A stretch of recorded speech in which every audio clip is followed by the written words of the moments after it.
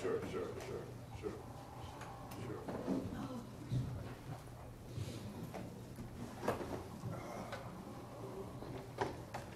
weather's nice and cool.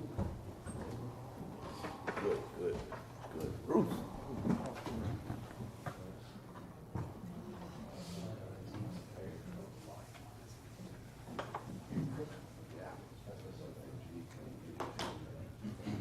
Ready to get started. The defendants in the courtroom, for security reasons, locally they don't want the defendant moved, and I don't disagree, so we're going to have to leave him where it is. So we just have to deal with the accommodation. Do y'all have a computer that can help you now? So we're good. Big monitor. Yeah. We may need to address some issues later, but right now, Judge, accommodations have been made, and we're satisfied that we can see what's going on from the circuit. You can always readdress it. You Yes, just ma'am. have to let me know when you've got a concern. Yes, ma'am. I mean, the sight lines are the sight lines. I'm happy to do all this too. But I understand. But right now, we're good. Yes, ma'am. We're good. Issues for the state before we bring the jury in? No, Your Honor. Issues for the defense? No, ma'am. Just housekeeping, so you know, Judge, I think I've got one other demonstrative aid to go through with the detective. I showed it to Mr. Rodriguez. I don't know if Mr. Kilgore wants to look at it real quick. But after that, we're going to be playing the video. It's about an hour and a half long, just so you know where we're at. Oh, thank you. So that'll be pretty soon that you'll be doing that? Yes, Judge. I would say probably within 3 minutes of starting direct again, we'll probably get into the video if I can get technology to work. I understand that. Well, then good. Then after we do that, we'll take a break and then we'll move on. Yes, ma'am. So that's a good heads up. Yes, ma'am. Thank you. Very front.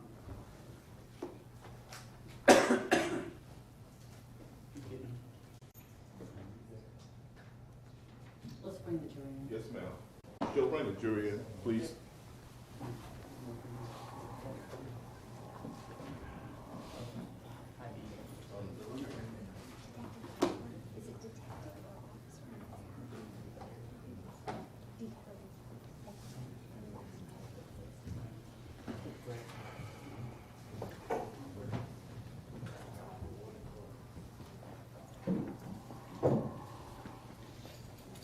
It's all right.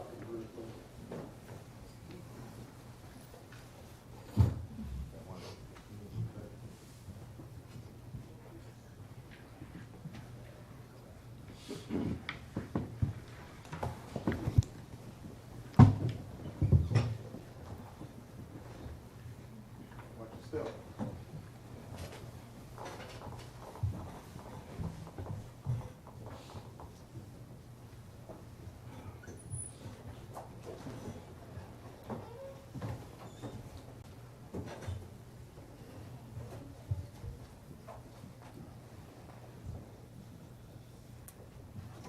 Be seated, please.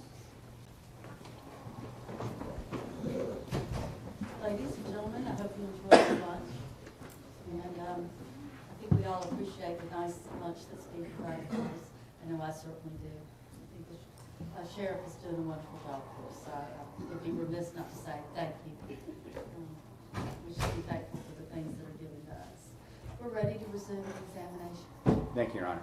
And Officer Piper, hate to do this as soon as you just sat down, but can you stand up so we can look at an aerial map real quick, just to talk about these locations and where Cinco's was as opposed to Acres Mill and Uncle Mattio's? Okay. Your Honor, I'm going to publish what's on State's Exhibit 225 is located on this disc. It says O'Connor Harris Map 1. Okay. Now looking at this, I'm going to use the laser pen app now, since the other thing did not work. Generally, I tell the jury where exactly, which location, which road you came up through to get to the location. Specifically on this map, once I came in from Cobb Parkway, I came in from over here. Okay. All right, and at that time, when you say, we talked about Cinco's, looking at it as where it was as to Uncle Mattio's, could you show the jury, just point to them where Cinco's is? The Cinco's is the entire building here. Okay. And in this map, where would have been located where you actually pulled up and where the defendant's car was behind Uncle Matteo's? If I understand the question correctly, it would be located behind us. Okay. So we would be located here, and Cinco's is over here. Okay, great. All right, you can have your seat.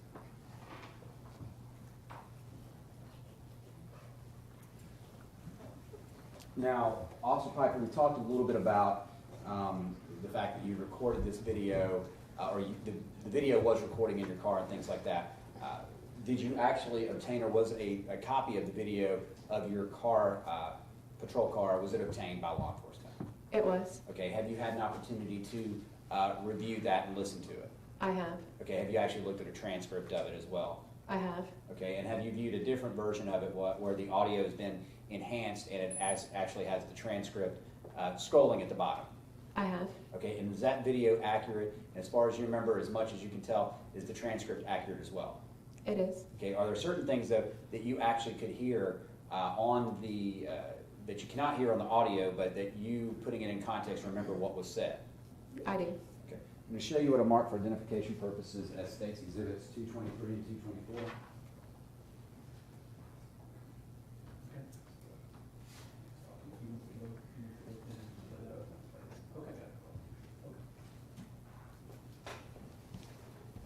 Okay, Officer Piper, showing you State's Exhibits 223 and 224, asking if you recognize those. I do. Okay, and how do you recognize those? I recognize these. These are the video files that I reviewed that had the unedited version with, and just that came straight from the program. And this is the one that has been, I believe, edited, that has the subtitles and is a little bit more clear. And having reviewed those, these fairly accurately depict, as far as the recording can tell, or can track it, the conversations and what was viewable that day on your camera. They do. Your Honor, I would tender State's Exhibit 223 and 224 at this time. Okay. You're admitted without objection.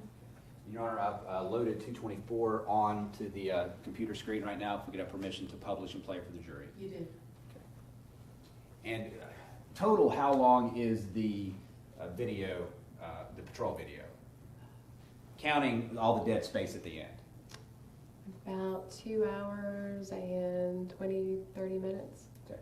Now let's make the jury happy, maybe a little happier. Are we going to play all that? You don't need to. There's Okay. just gaps that nothing happens. Okay. After about an hour and a half, does it stop where there's nothing else of note or anything relevant to your investigation? It does stop. Okay. So, Your Honor, I'm going to play it until about an hour and 30 minutes in.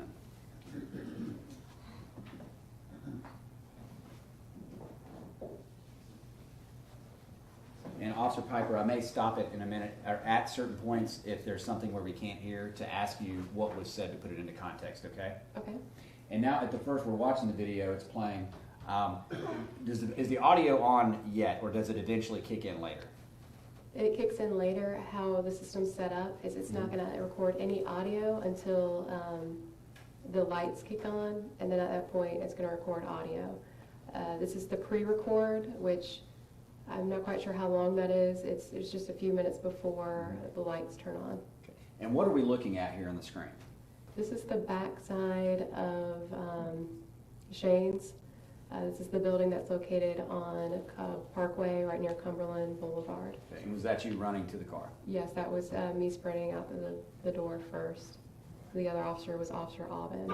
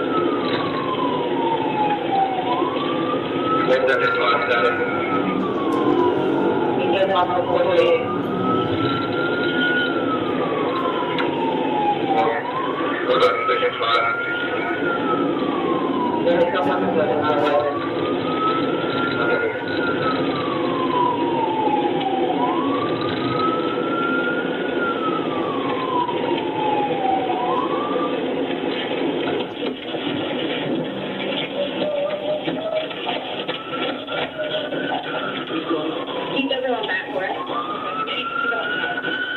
Keep back. I need you work security. I need you to move everybody out, okay? Everybody back.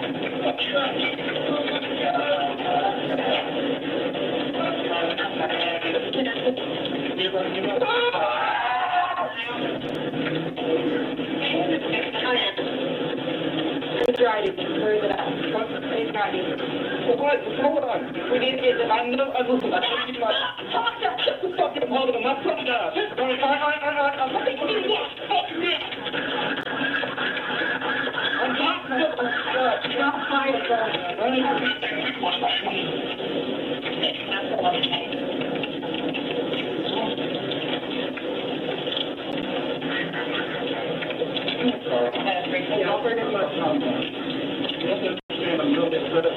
I understand. All right, now you're helping our support.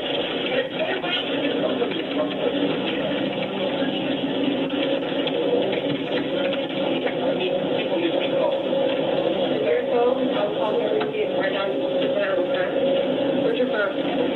I'll wait for you. Oh, what other one does it use? I understand. Who do you need to call? You need to call the Little Lake Academy to call me. My wife is going to pick him up there where he's not going to be.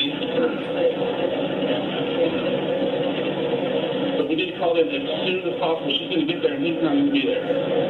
Why didn't you think he's there? Because I was supposed to drop him off this morning and I didn't do a ticket look in my car and left him in my car while I was at work.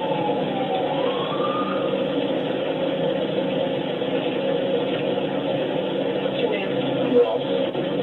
Ross? R-O-S-S? Harris. Please pick this up for me. I promise to call. You're not tired? I'll get one with you. 2780. Social 42127. 25 792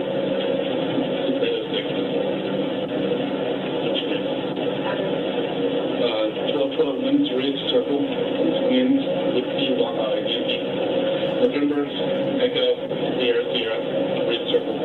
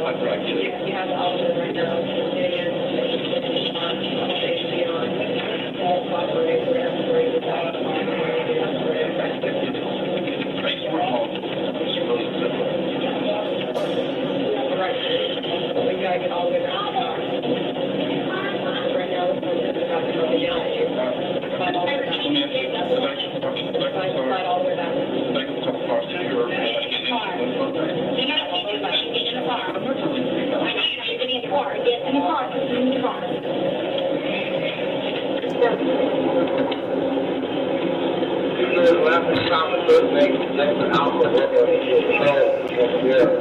you'll be 994, go ahead and go.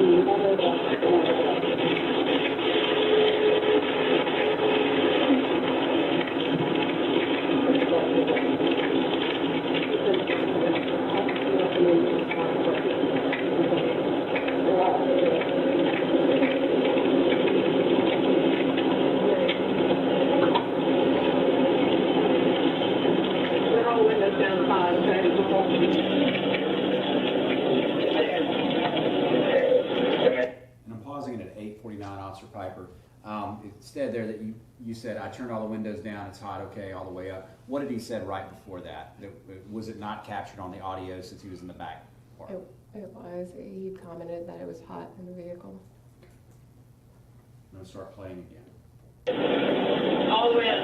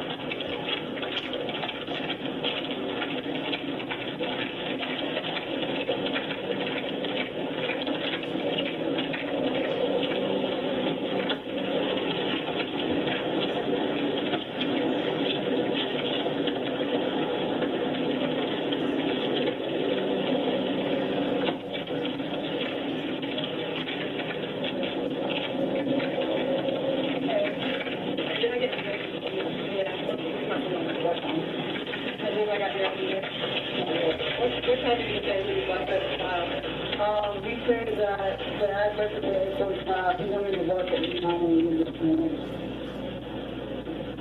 8:45, his wife comes to the stress, and at 9 o'clock she's doing the work, and he's on vacation at 15. And Shelby, calls off, and he went to his work. He's not even good that anyway. That'll be great. I start working for second ago, so when it's verified on it.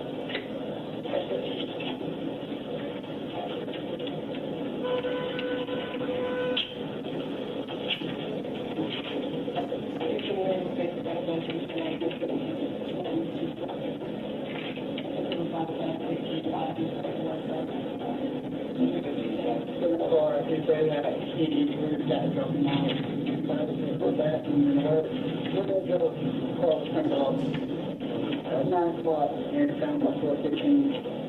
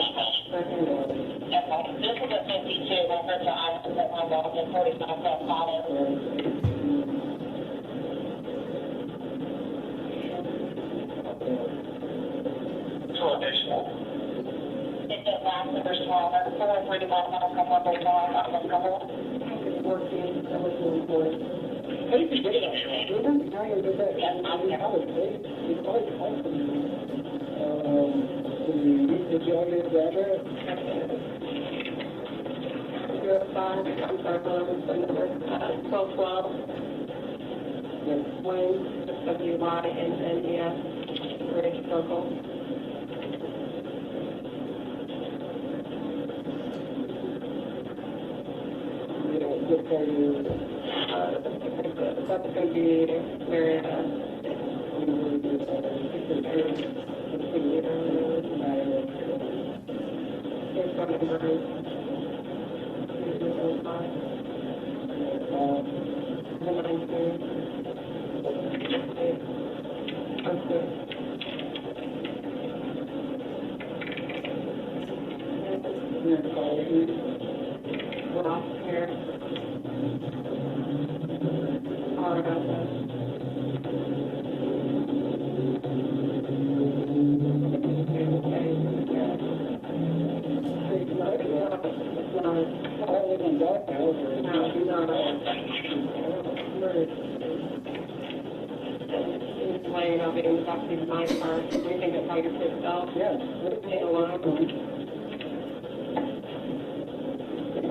on the windows are down.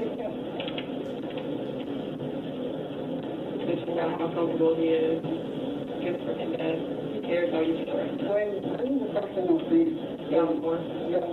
What did he do? Was the person out on the ground? What did the cop say? I think Don will get it. I'll find out. Yeah, the first good.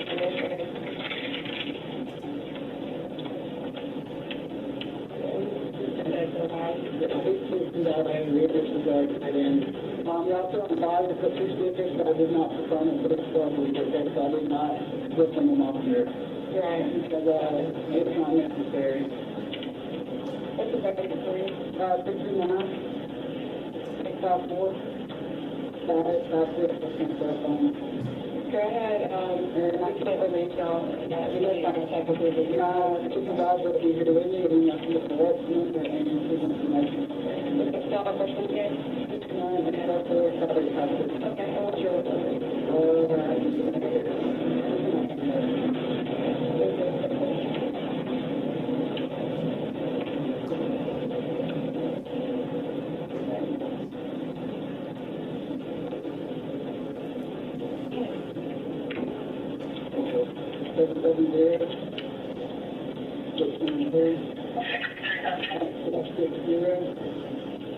And my fault is being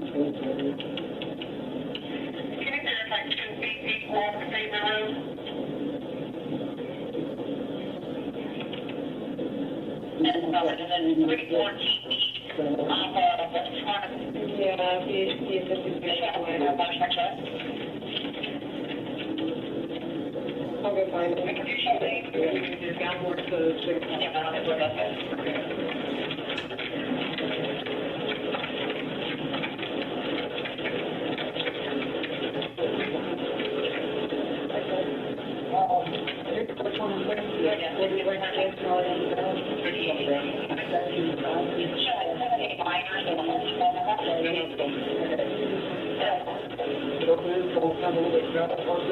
I'll turn my brakes, we'll get the vehicle behind. That's what, hit the brakes, that's what I'm going to do.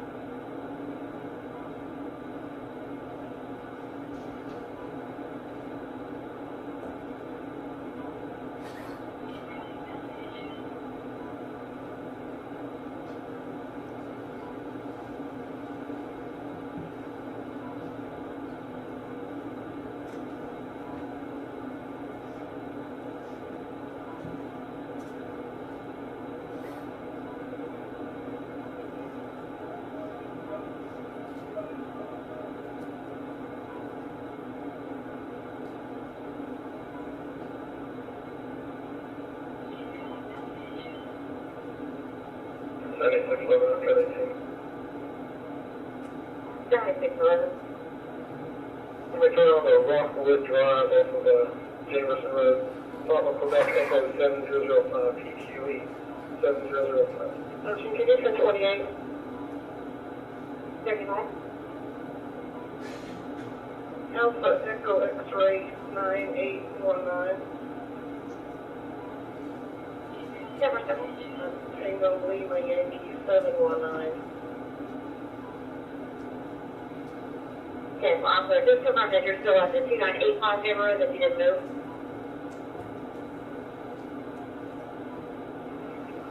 I'm next door, but there's no numbers, no mailbox. Yes, yes, yes.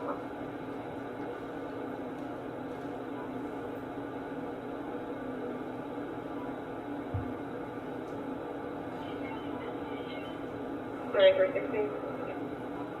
365. Do you mind if you came for a little bit of incident?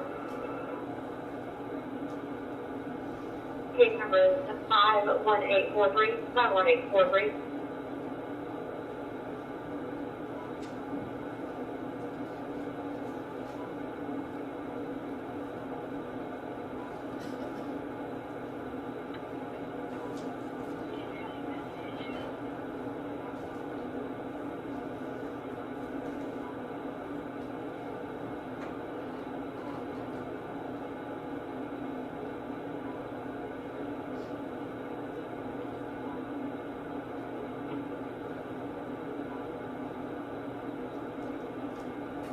Rio 6313.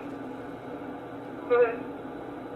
Negative 29 on a 2006 Ram truck out of Georgia, registered to Christopher Jones at 291 West David Road, shown active at valid.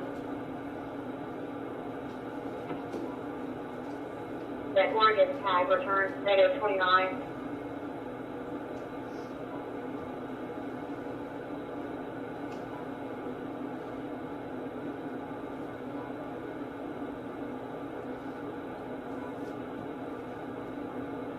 I'm not sure what kind of car it is. It's showing a naked MG.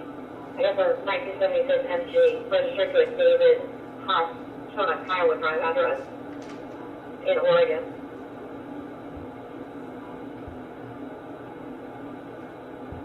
Maria, 33 12, copy 4114. 3312, Concord today. South Combat Beach. There were 4114 involving a PT Cruiser and a black Alpino. They're in front of a Harley Davidson dealership. So that a female with possible head injury, at least a 9-year-old that needs to be checked out. 3311, cutting cuts up. Timber. Clear. Oh, Clear.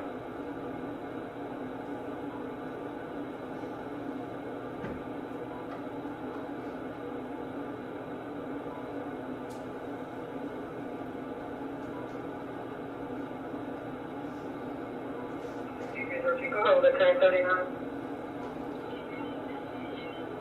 Timber, do you get the contact or the Oregon side? First on the Georgia side or the Oregon side?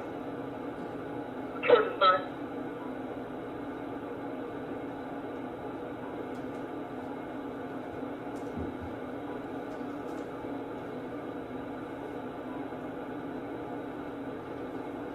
Yeah, the Georgia tag is the 2006 Dodge Ram truck, unknown colors, registered to Christopher Jones at 2911 Faber Road, showing accident valid. Triple.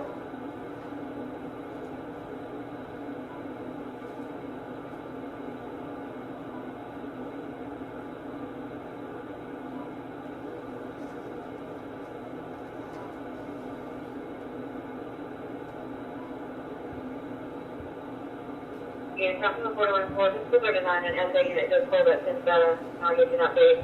It should be between west side of the Pantano Drive.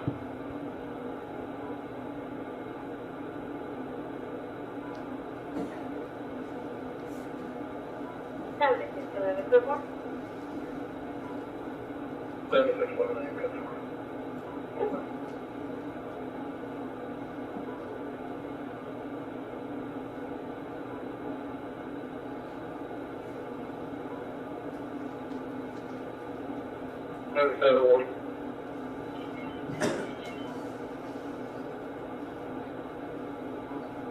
77. Hi. Yeah, the 41, South Cobb and Cruise. Yeah, so that was it.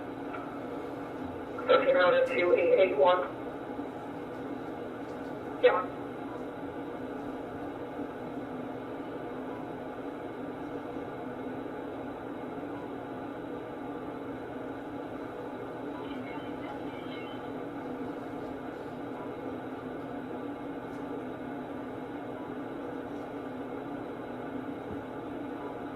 We're confirming that ambulance route. Afternoon. Okay.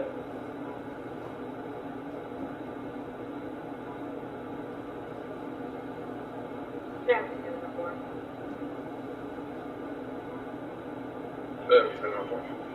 Yeah, it's just clear handling the heavy with the paper, wasn't able to.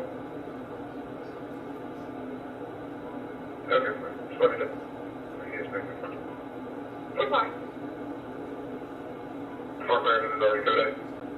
That is affirmative. Yep.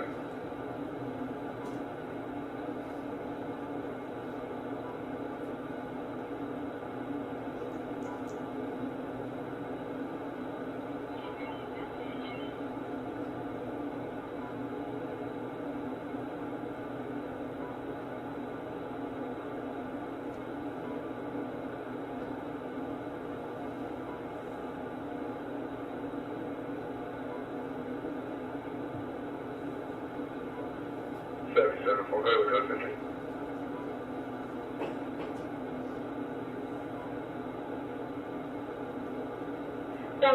Four. James 518 46 518 46.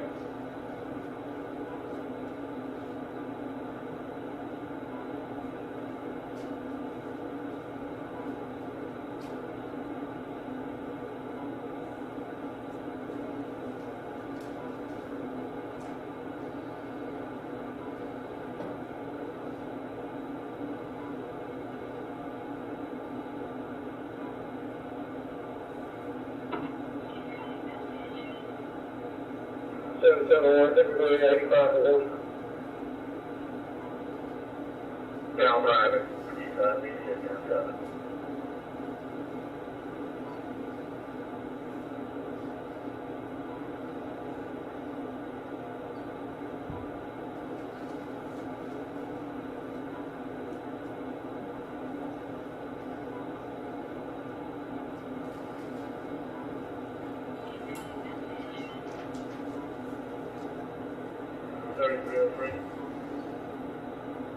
As regards.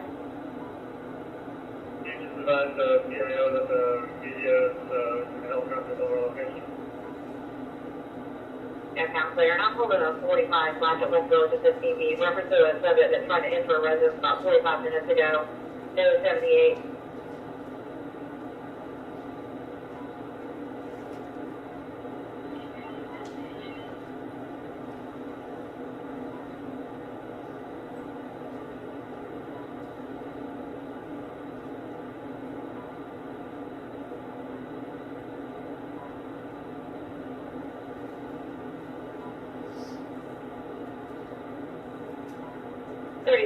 Copy 86 and 12 feet. 3313. Signal 86 at Knox Landing apartments at 1549 at Knox Drive, appointment 8 Alpha 15. Caller advised that her boyfriend Cameron is refusing to leave. Destination has back down red hat, blue and yellow shorts. Operator 7.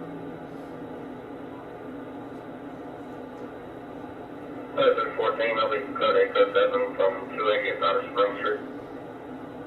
Sorry.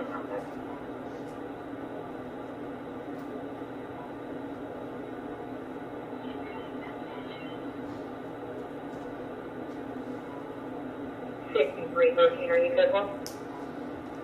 The remainder? Yes, ma'am.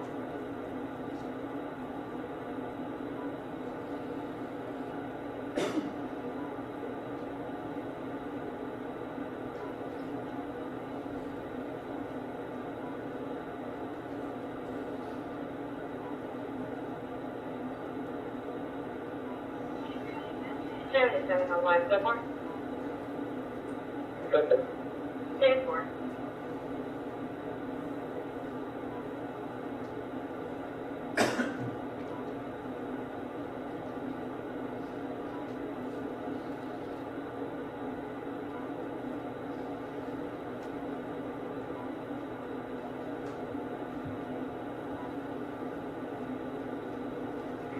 What time did Jacqueline call us out?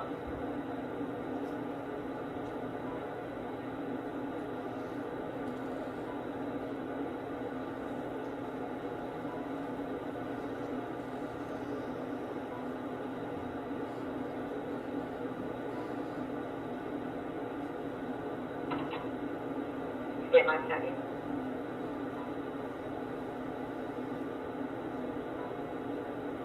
$60.32. $60.32. Put myself in 25 and around K. Yes, I'm clear.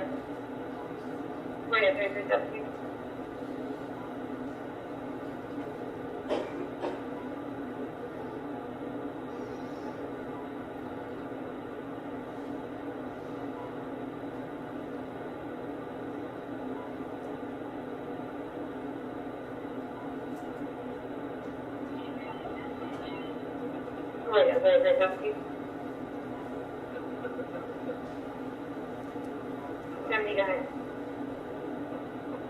Number 3315 with 10-7 at 15:24 hours, and just for 39, we were receiving an unknown medical issue call at that same time. And 9520 is also committed.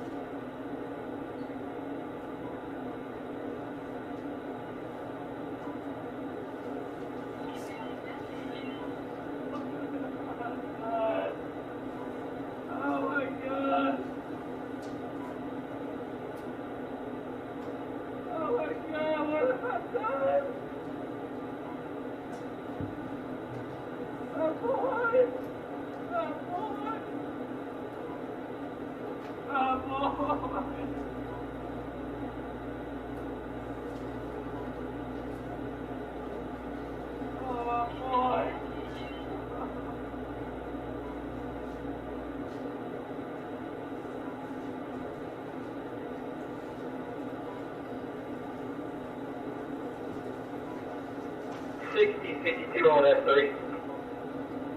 60.52, go ahead. Three code 8 to 2955 Bakersville. 10 miles, sir.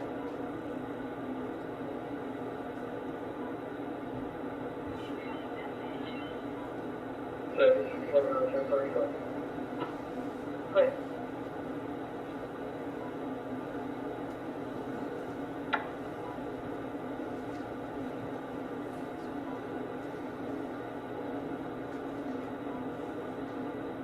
Go 311, 285 for 2. Okay, so 11, I'm clear on scene. I've already got an 85 on the way, but I'll let him know it's for 2.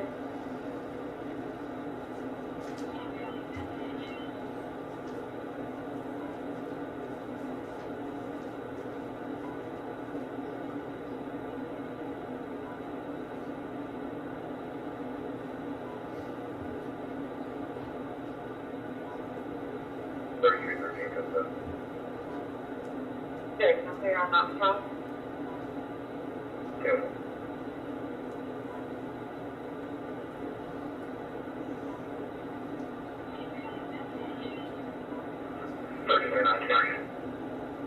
Nice, go ahead. 19, shot myself in 3304, code 8 to the 54 West Village. Simple. I just already talking about 45 or so.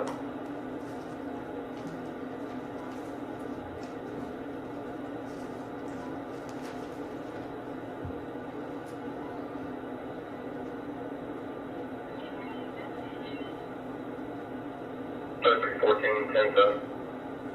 3314, sir.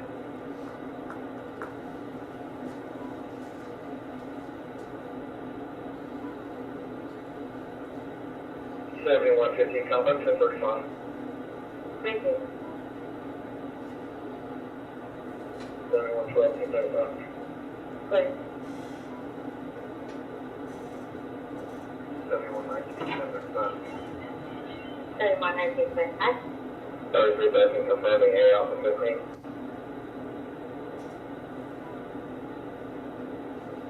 A Alpha 15, that's the wrong move. Caller's name is Maria. Bethel, Loya. Simmer. Eagle Weaver, Neighbor, Foxtrot 32. No visible damage. Moving outside, just can't get the inside touch the home proof. Clear.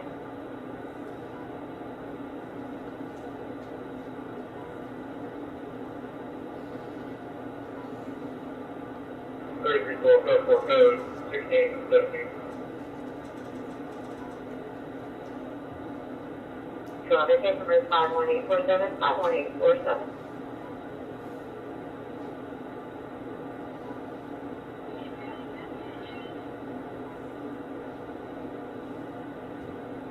That's 520 today from headquarters around 8 Minnesota. 9520, heading clear. Typically this was 39. Still floor is going to be 10 3 or 7 on 6. I 493 4 is roughly away from the Jamerson. This indicates here is the house of business. 3303. 3303, go ahead. Did you have the CAP contact listed around on my number, cell phone, or personal schedule? Simple.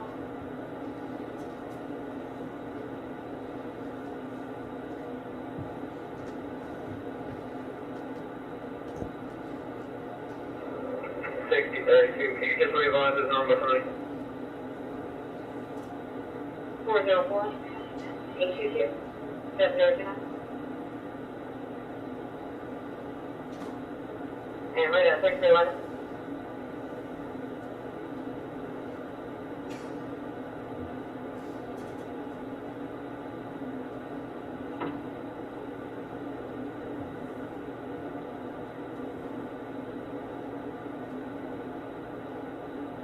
3311. Can we get one additional unit reference FST? Counselor on FST, 1232.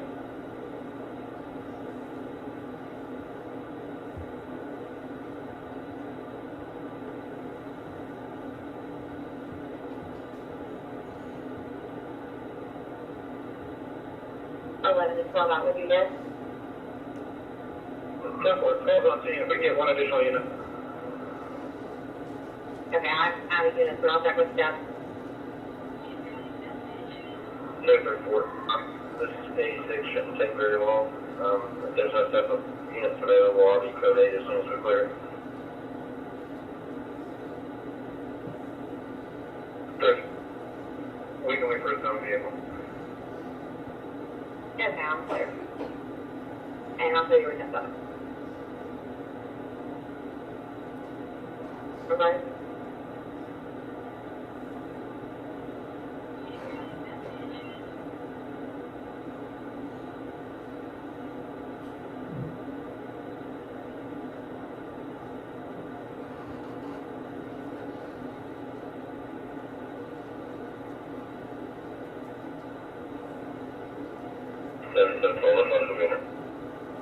County Maxwell?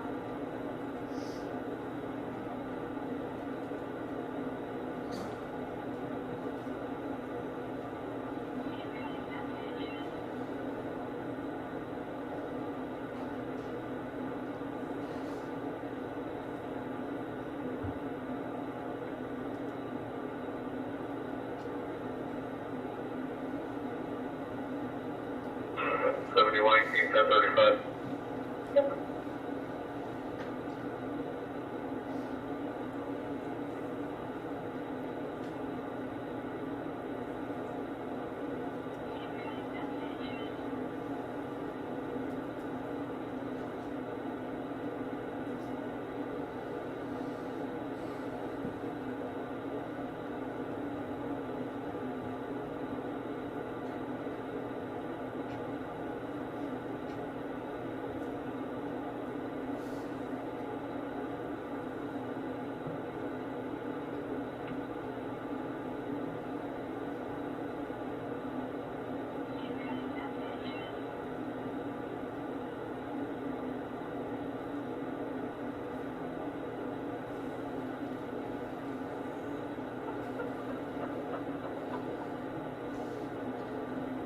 There, 14, you have one? 14, what's up for? Yep.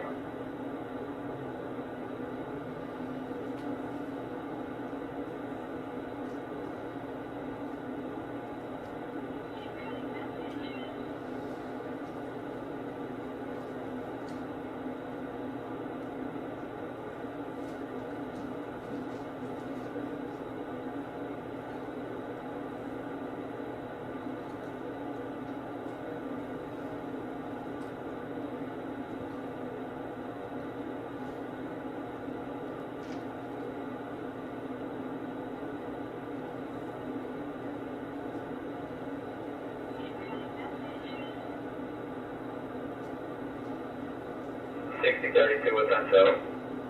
Yeah.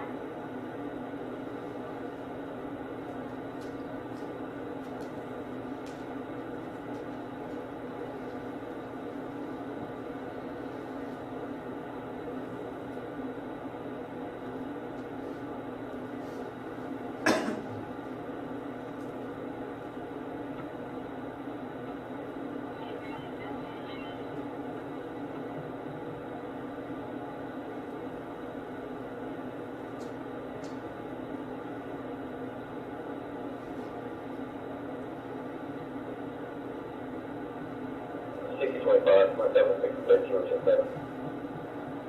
I'm there.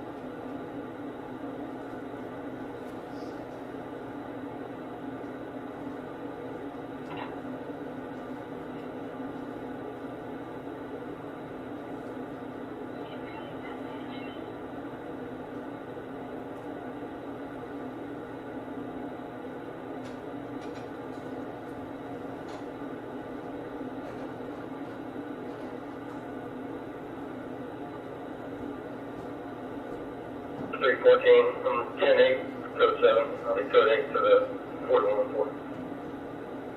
Yeah.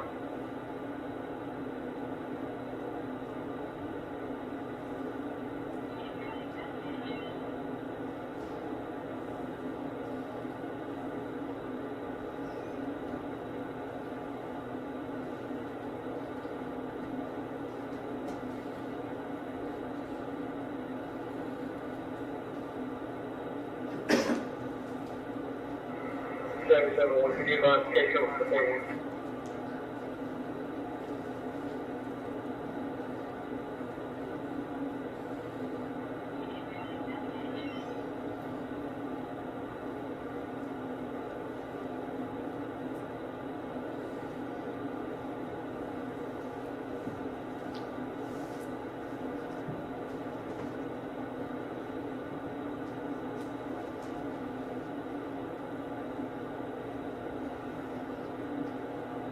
The line, 51847, 51847.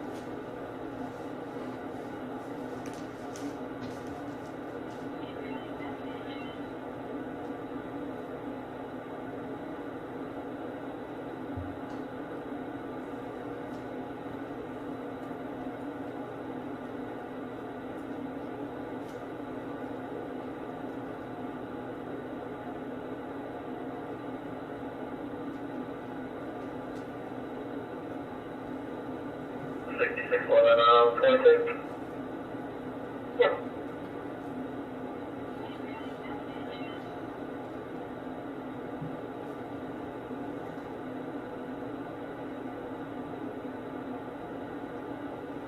$95.25. $95.25.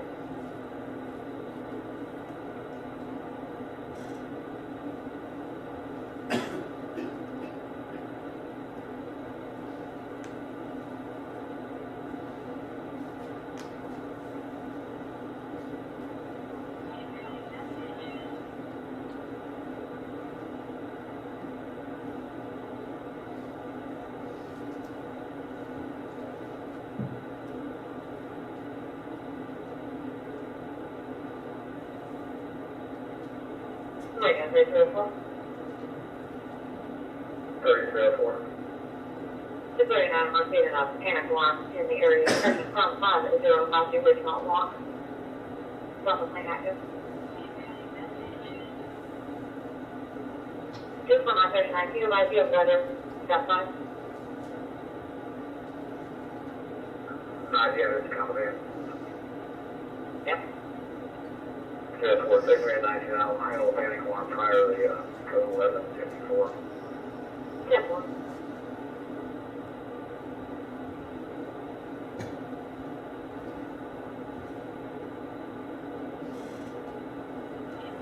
$33.13 today. Thank you.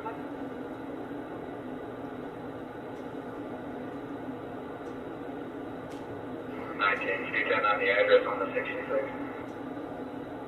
It's 5052 Ridgemont Walk, 5052 Ridgemont Walk. It's on the North Church and Patnano.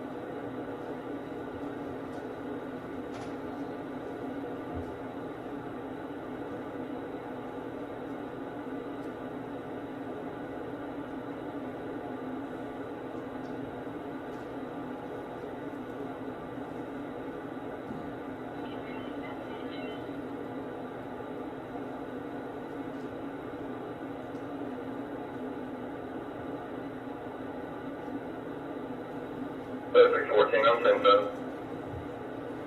14, I'm saying I'm clear on 14.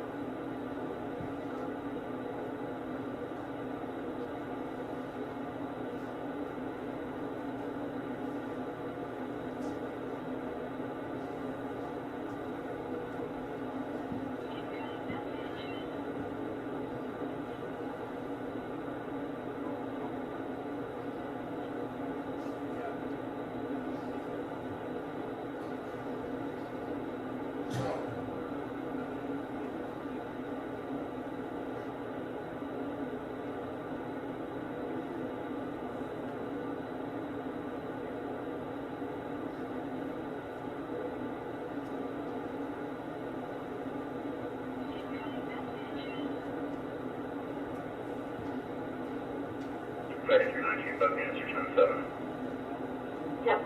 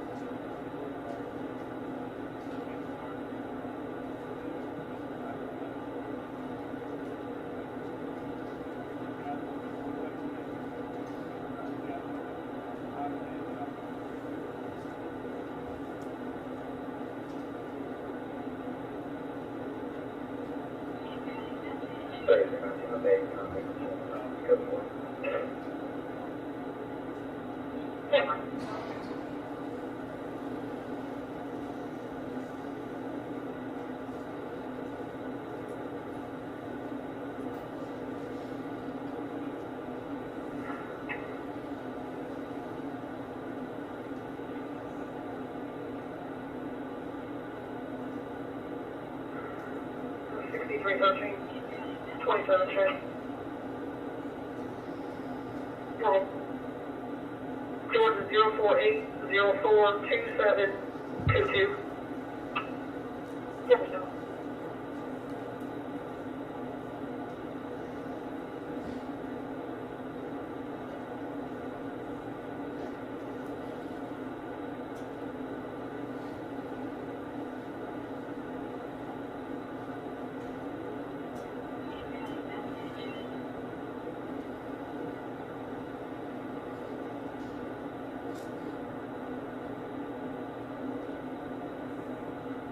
Rated 6313. Bill. -29, speech related hours for Anthony Semler. COB. 010479, showing him as 67180. Headache. Yeah.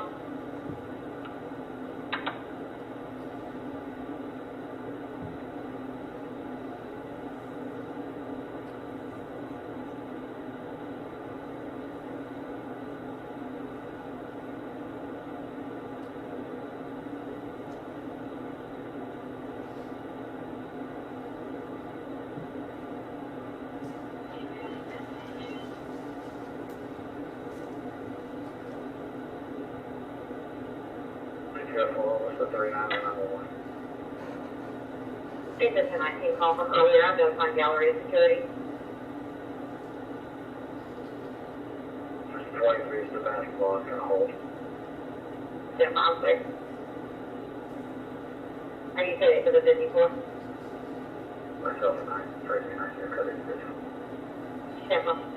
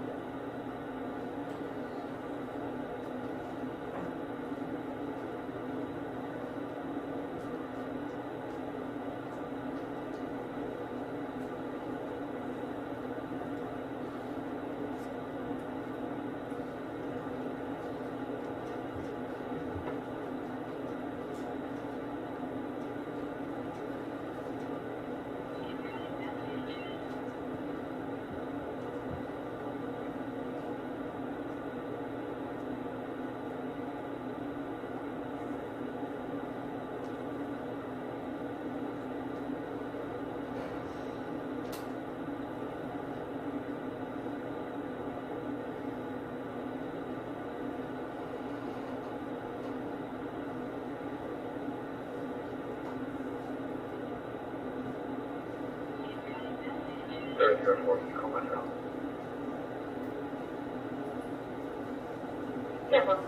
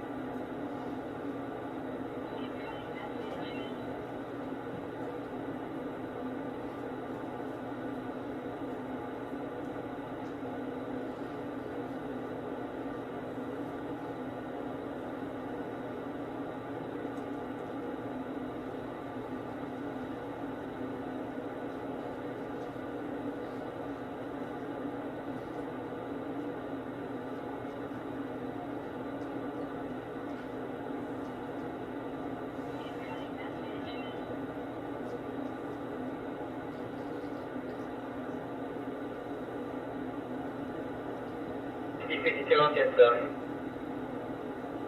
Yeah, man. Let me tell you complete.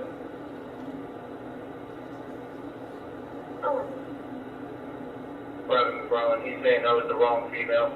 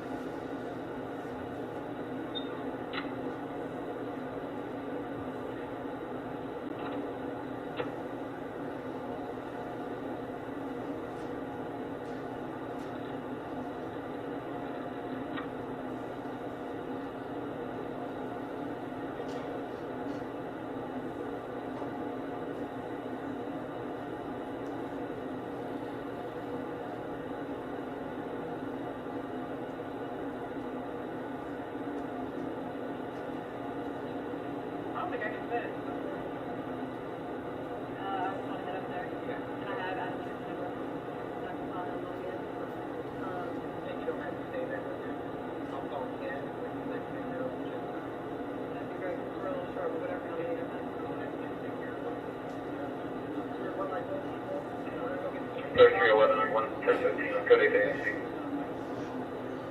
3311, I'm still 1015, show you around ADC at 1726 hours.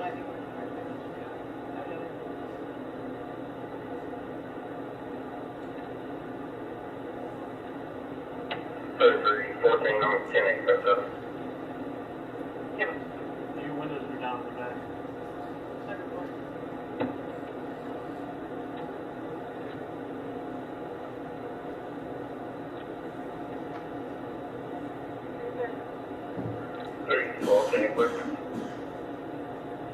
Yes, ma'am.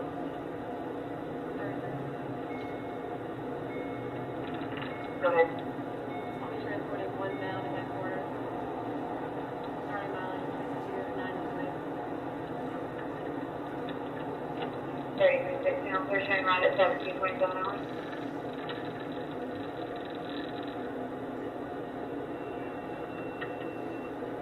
Cobb headquarters, it's 140 North Marietta Parkway.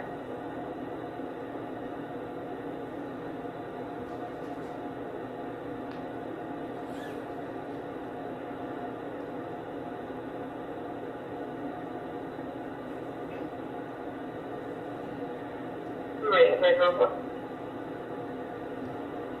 3304.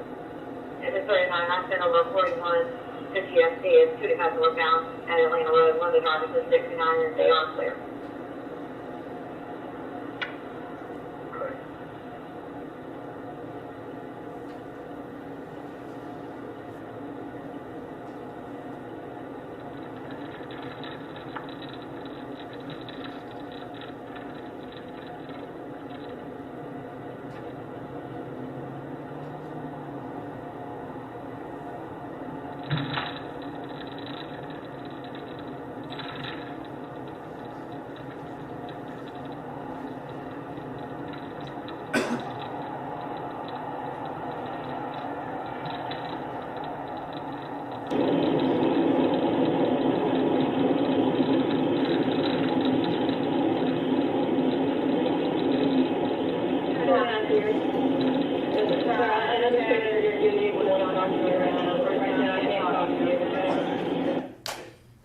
Okay, Officer Piper, it's got the answer up there and you can hear what your answer was. What was the question that the defendant asked you right there before you answered that question?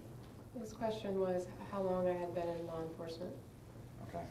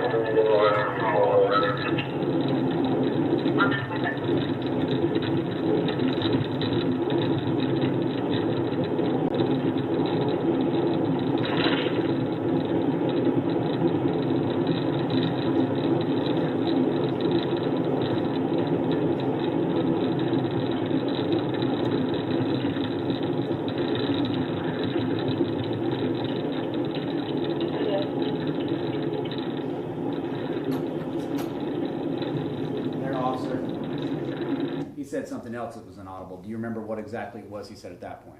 I don't remember. Okay.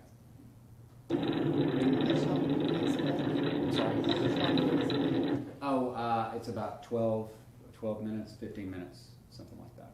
I think we're due for a break. Yes, ma'am. Ladies and gentlemen, we'll take an afternoon break. Keep it up in mind. No discussions. Hold your notepads. Take them. Y'all have a good break. All right.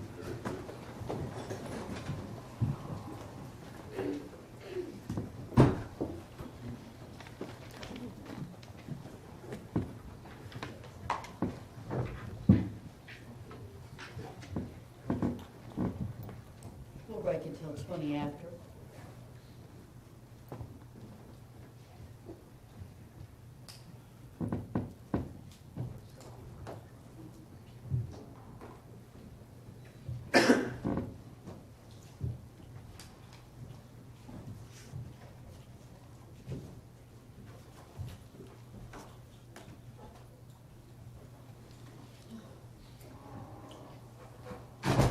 Okay, no break.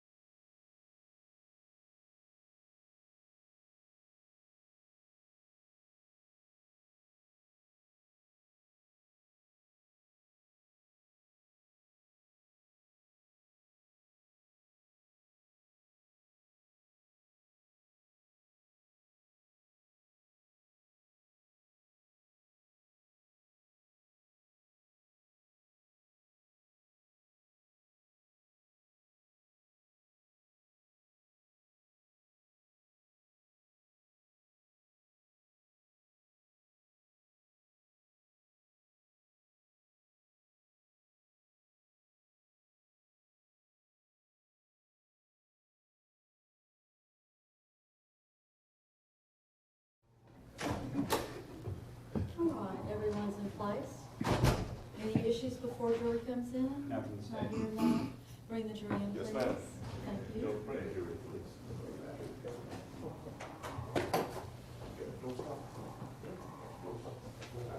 You want me to? All right, you got it? Okay.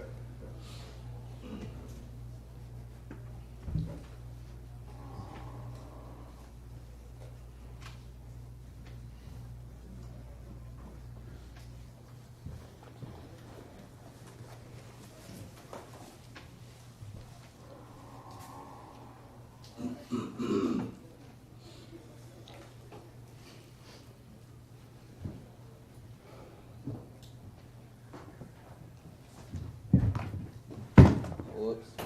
I got it. Oh, you got it? I got it. Appreciate it.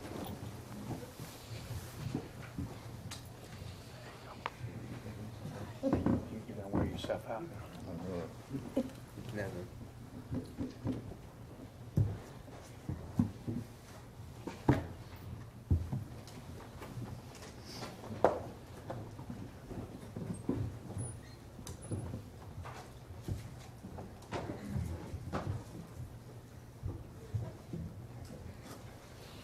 Be seated, please. Please be seated. We're all settled in, so we're ready to start back. Thank you. Yes, sir. Starting back at 1:18:37.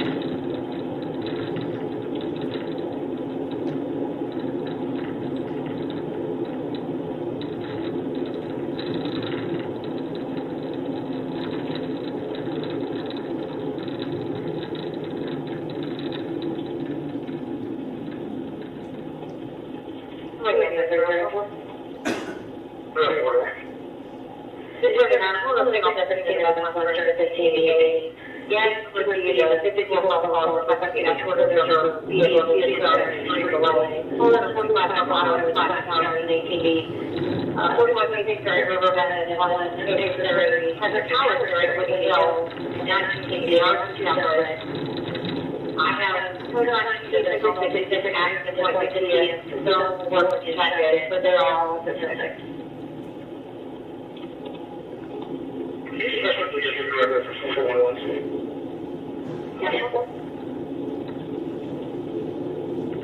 I can't hear the yard, so maybe on the Thursday today, so I'll check.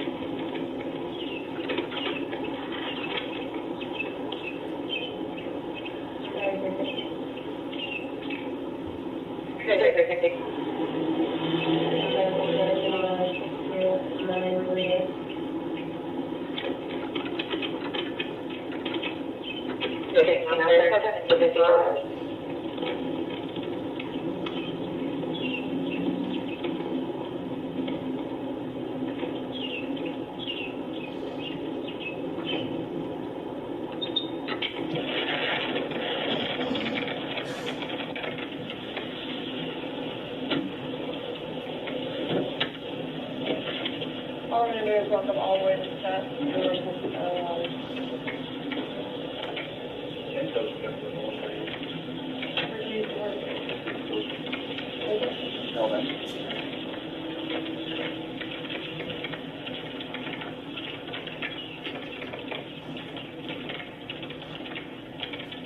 Right, Jerry, where you want that?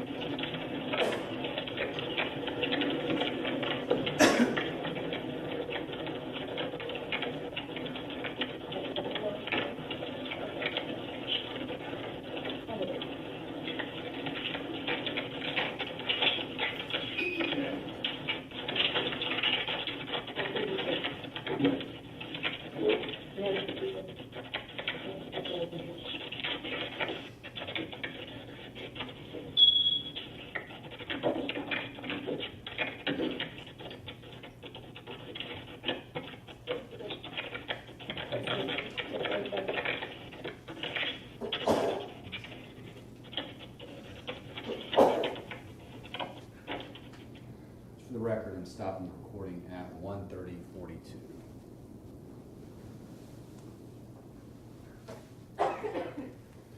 All right, just a few other questions, Officer Piper. First of all, during the time that he was in the car, he being the defendant, you see another person walk up, not in uniform or something like that, but another law enforcement officer to speak with him at the car door for a few moments. Okay, and who was that? That was Detective Stoddard. Okay. Now, we went over and I showed you some screenshots as well from the video. Okay, were those also on State's Exhibit 225 that's in the machine right now? That's correct. Okay, I'm going to show you those right now. If you don't mind just stepping down real quick.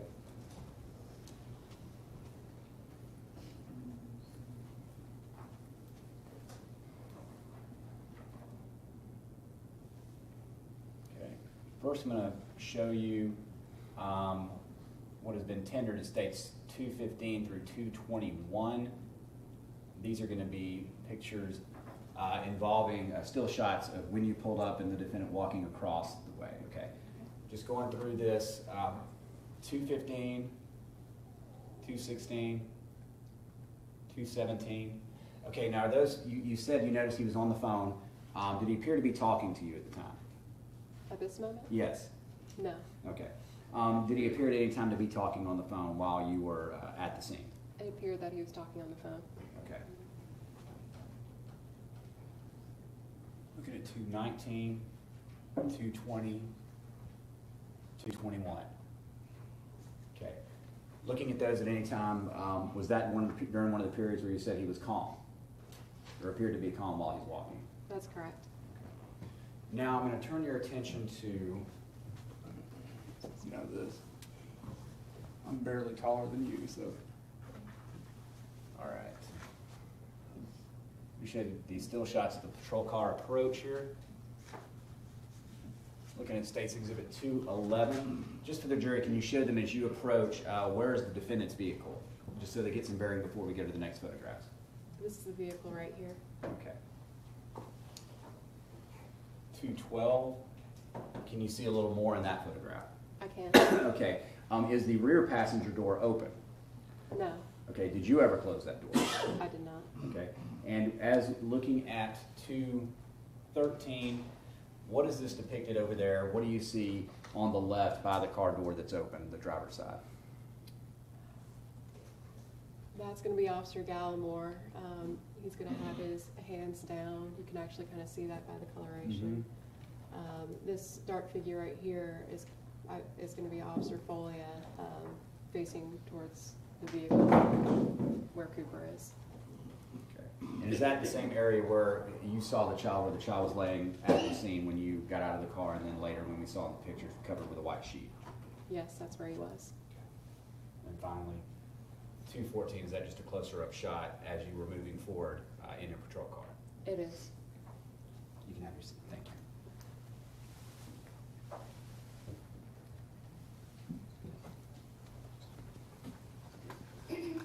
Okay. Officer Piper, do you see any the defendant in the courtroom who you referred to in this case as Justin Ross Harris? Do you see him here? I do. Could you identify him by what he's wearing and where he's seated?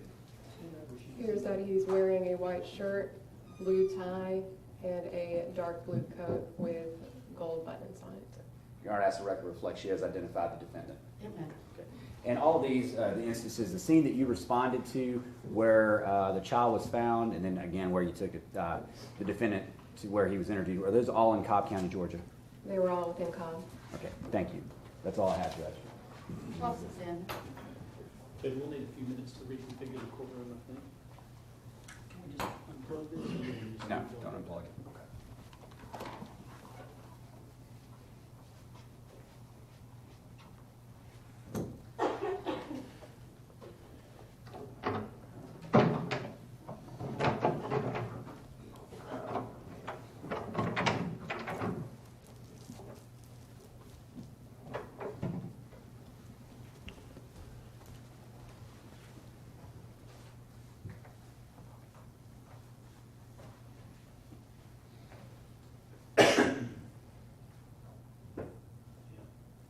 Can we just turn that off? Have Jeff, you know? Yeah. Brian, do you have any defense stickers, please?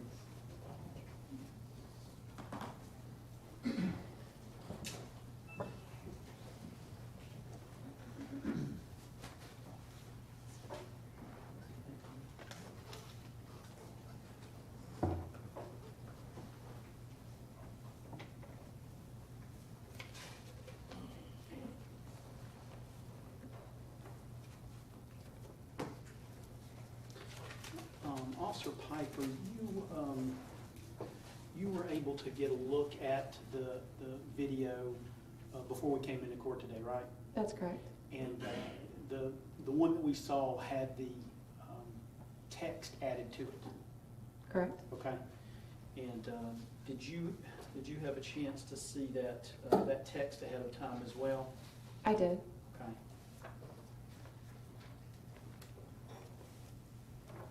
Chuck, you want to look at this? Or identify that? Okay. You want me to put it in? Yeah.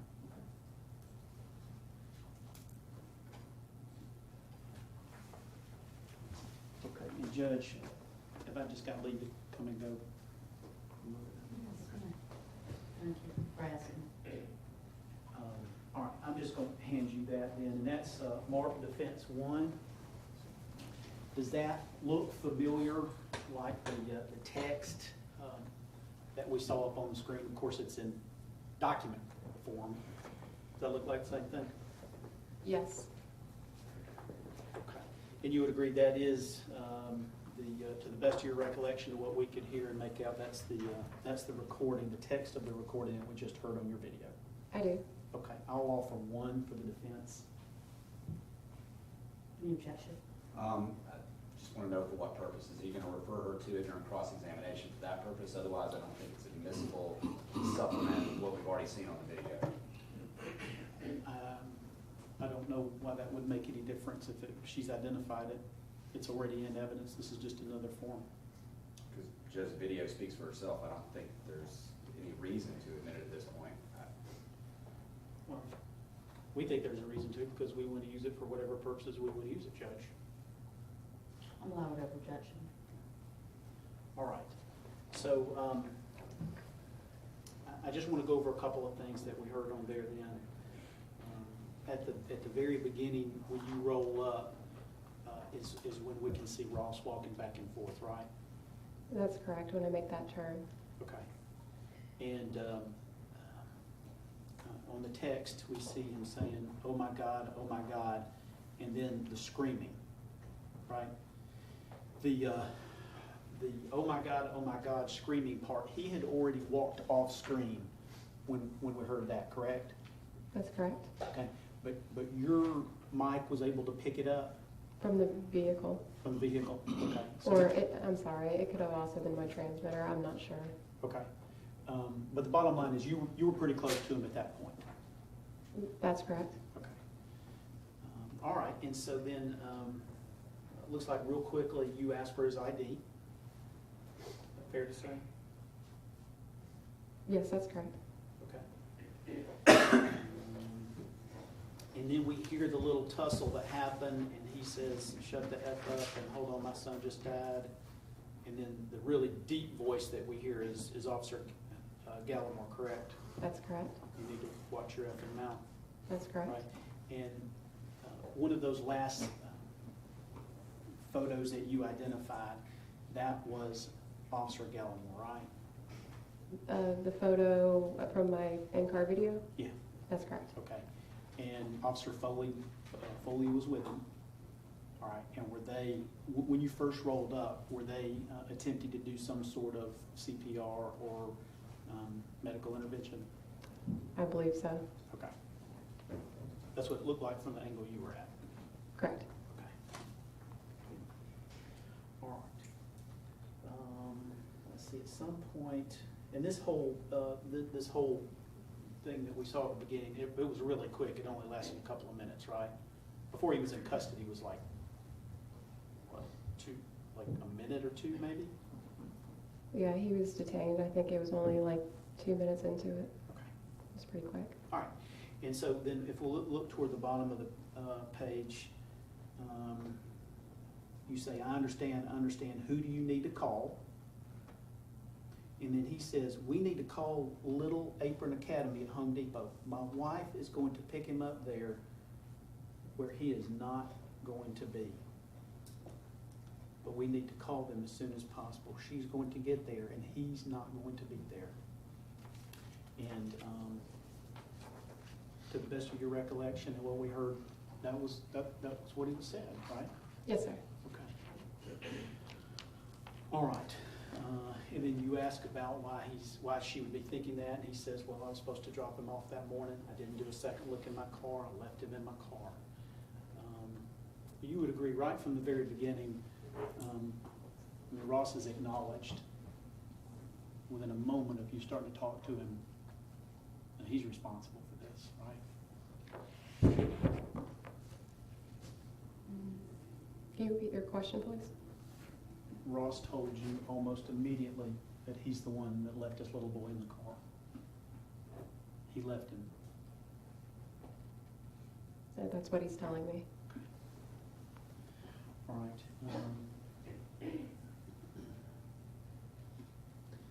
All right, if you look down toward the bottom, and this isn't paginated, by the way, so just the second actual piece of paper. If you look toward the bottom, you ask him, what time were you supposed to drop him off at daycare? And he says, around 9. And then he says, I swore I dropped him off. I thought I did. Do you remember that? I do. Okay.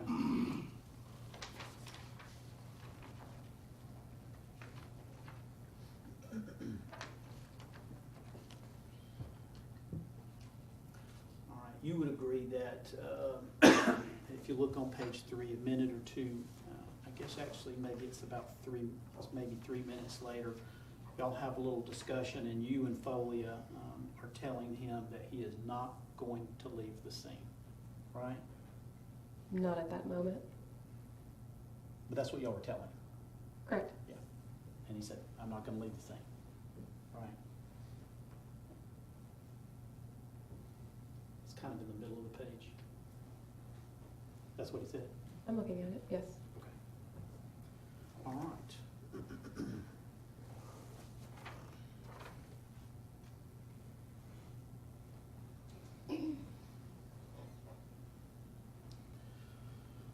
All right.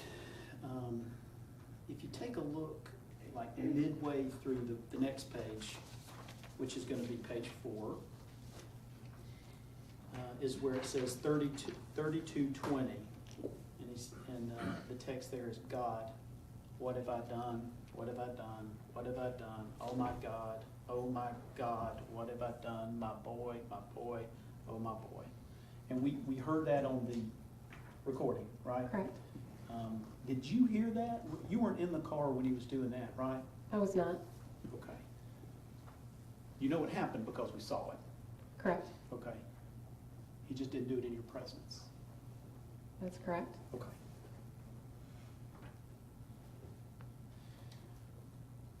Let me go over just a few things real quick from your. Do you have your supplemental report with you? I do not. Okay. All right. Well, listen.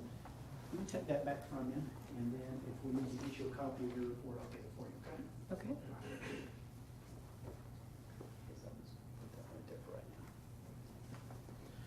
All right. And your report, do you recall it was actually drafted on Thursday, June the 19th, 2014. Does that sound right? It does. Okay, so that would have been the very day after all this happened. I actually typed it up during my shift, Okay. right towards the end, so it was into midnight hours. Okay. And that's standard what y'all do. As soon as you can get it written up, you can. That's what I try to do. Okay. And at this time, you were, we saw you in uniform, so you were still doing patrol at that time. That's correct. Okay. And you've been, what'd you say, about 2 years at that point? Close to 2 years? Yes, on the video I said 2.5. I think it was more accurate to say 2 years. Okay. All right, so do you recall in your report that you made specific note that I observed a white male in a red shirt walking aimlessly and and screaming on his cell phone about his son being dead. That's correct.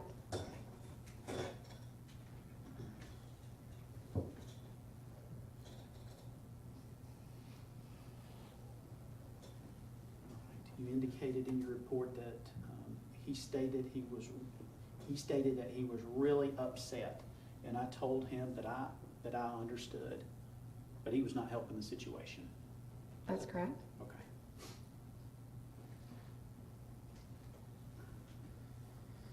All right. One thing he told you was, or that you reported on, was he said people needed to be called and stopped. I asked who he needed to call, and you said he cleared his throat and told me that I needed to call Little Apron Academy at Home Depot, and said my wife is going to pick him up there where he's not going to be, and said, but we need to call them as soon as possible. She's getting to get there and he's not going to be there. And you have that in quote, so that was exactly what he said, right? Correct. But you made specific mention of the fact that he cleared his throat. And when you say cleared his throat, you mean like kind of like that? Right, correct. Okay. Why'd you make specific mention of him clearing his throat? Because that's what he did.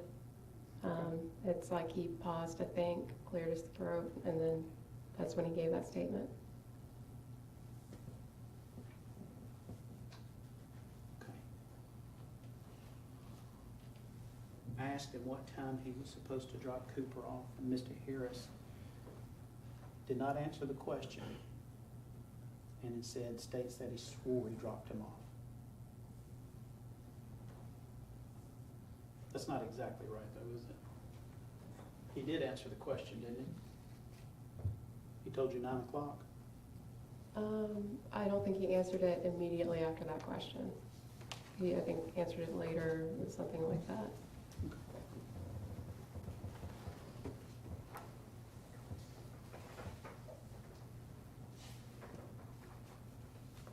Bottom page.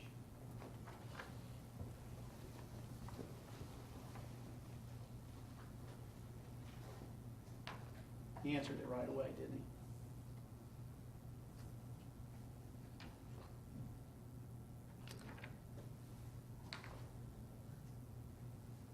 Well, I guess I made a mistake then in my report. I know I'd worked several hours. It happens. All right. You made note of a couple of other things that we didn't hear about. You said that you spoke with DFACS. You said DFCS. That's DFACS, right? And Correct. That's the state agency that investigates problems with children in the home. That's right? correct. Okay. And you spoke with DFACS worker Devin Clayton Jones and gave her the family names and addresses so she could check DFACS records. Do you remember when you did that? That was at the scene. At the scene? Okay. Correct. Was Devin Clayton Jones there? She was at the scene. She was at the scene? Yes, sir. Okay. I just wasn't clear about that. All right. Did you get any records back?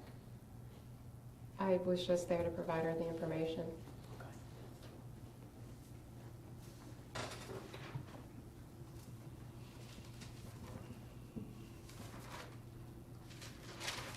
All right. And you've testified a couple of times in this case. Yes, sir. Okay. I believe you testified today, and you testified previously that when you came up on the scene, you noticed that Ross was left-handed. I did. Okay. And you drew that conclusion because he was holding the phone in his left hand? That's correct. Okay. Have you since learned that Ross is actually right-handed? I have not. Okay. You saw him holding the phone in his left hand, and you drew a conclusion that he was left-handed. And you testified in court twice that he was left-handed. Is that accurate? hearing this now, I think it would have been more accurate to say that he was holding his cell phone with his left hand. You testified today that you found it, Ross's yell that we heard, his scream, that you found it kind of unusual, and you compared it to Will Ferrell. And the words you used were that it seemed real forced. Does that sound like what you testified to earlier? Yes, sir. Okay. And that yell is actually the first utterance you ever heard from Ross Harris, wasn't it? That's correct. Okay. You don't know him. That's correct. Okay. You never heard him yell before? I have not, You've never heard him yell afterwards?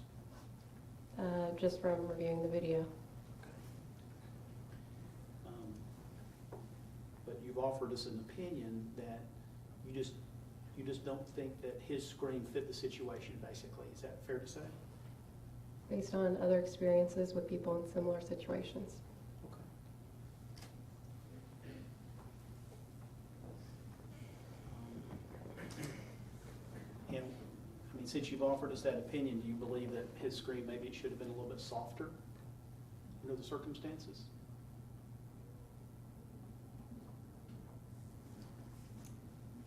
Honestly, I don't have an opinion on that.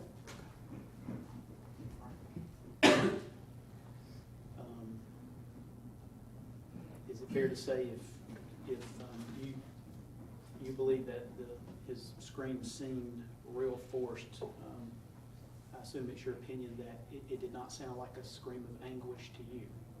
That's correct. It's my opinion based on hearing others in similar situations. Okay. And you don't believe that it sounded like a scream of pain or actual raw emotion, do you? No, I do not.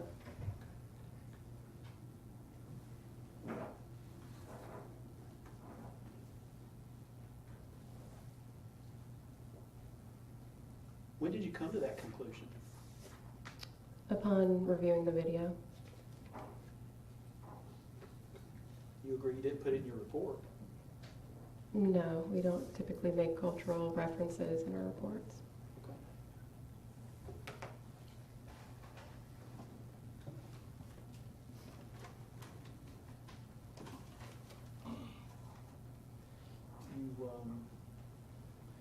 You testified about when he was giving you some biographical information, and he was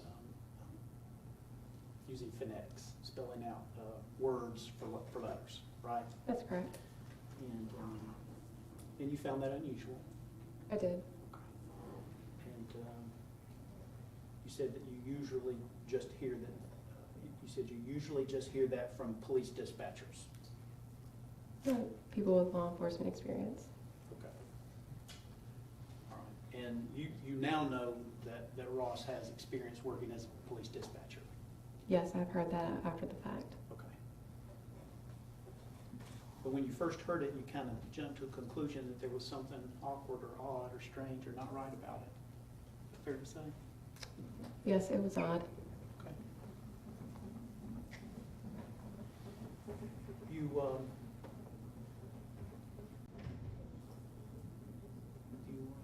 talked about his demeanor as being very calm. And is it fair to say that you found that unusual? I did. Okay.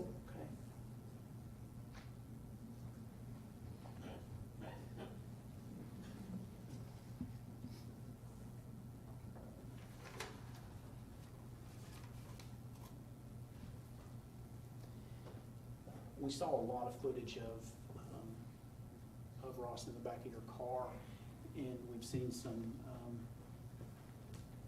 pictures that kind of show where it was in relationship to the Tucson. Yes, sir. Okay. And you would agree that where your car was positioned in relation to his car, when he's kind of let's see, I guess it's on his left side, sort of turned, looking out the back of the window. Mm-hmm. You would agree that he was looking, or would have been looking in the direction of where his Tucson was. Is that fair to say?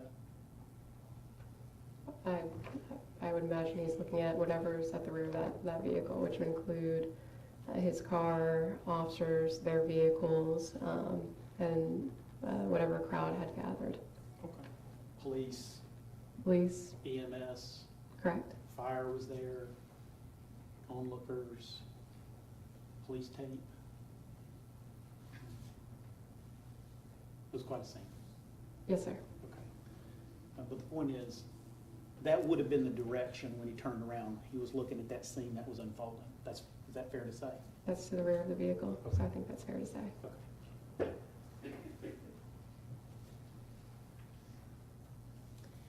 And you indicated that you noticed his behavior in turning around, looking out the rear of your car, and your testimony on direct was that he showed no emotion. That's correct. Now, does that include the part of the video that we saw where he was screaming out, "God, what have I done? What have I done? What have I done? Oh my God, what have I done? My boy, oh my boy." Does your opinion include that he was not emotional? Does it include that part of it? My report reflected only what I saw from the scene. Okay. When I reviewed my video, I never even reached that point that night.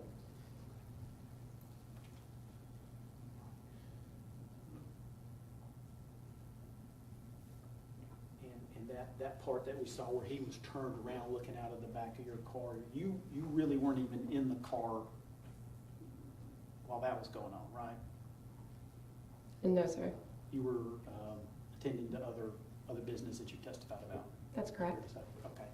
And so you then went and reviewed the recording, and you've done a report on it, you testified about it, and your testimony was that, well, I mean, the bottom line is you don't think he was acting right, do you? That's correct. You don't think he was acting like somebody who just lost a child? Not based on my experience. Okay. You think he should have been crying more? I think it's unusual that he was not with his son. Well, what about screaming? You think he should have been screaming more?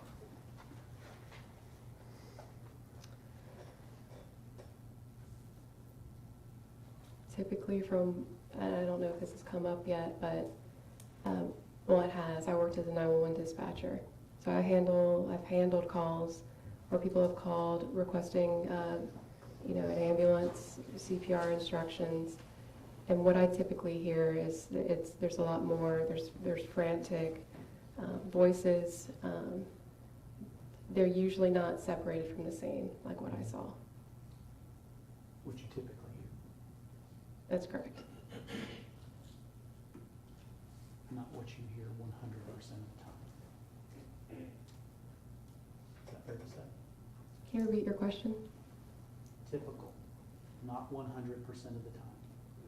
I'm sure there can be exceptions. You would agree that everybody kind of reacts to things differently, don't they? I think a lot of people act similarly because there's an average there. Okay. But of course, I think some people can fall outside that range. You think Ross falls outside that range in the way he was acting? I think he falls outside of a different range. Okay. That's unusual.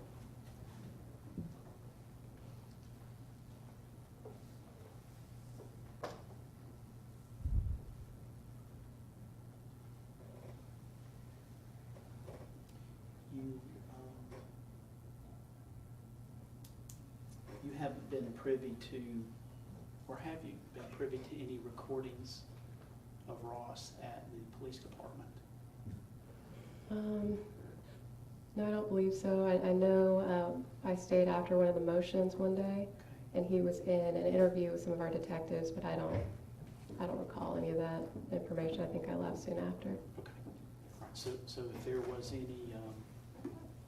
crying and calling out to God and pulling his hair? Objection, Judge, to Mr. Kilgore testifying about what may or may not be in it. She said she didn't see it or didn't recall.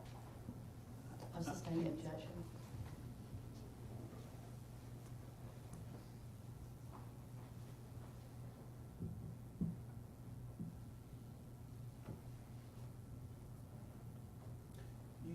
You told us that you listened to the 911, you went and pulled the 911 tape and you recognized the voice. Is that right? That's correct.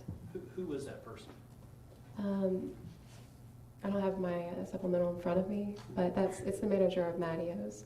I've ate there before, I've spoken with him, and that's why I recognized his voice. Okay. You don't know his name?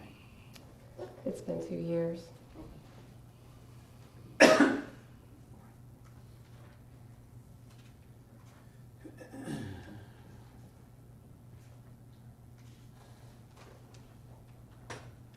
You wouldn't know, let me ask this, at the time that you wrote your report and formed these opinions, did you know what Ross did for a living by any chance? He said he worked at Home Depot. I didn't know what he did. Okay. Did you know anything about his level of education? No. You certainly didn't know anything about his personality. Right? You just met him right then? Excuse me? You had just met Ross that That's day. correct. You didn't know about his personality. I don't know him personally. You don't know if he's the kind of person that's stoic or the kind of person that shows a lot of emotions. You don't know that about him, do you? That's correct. And you certainly don't know how Ross deals with trauma. Do you? No, I do not. Okay.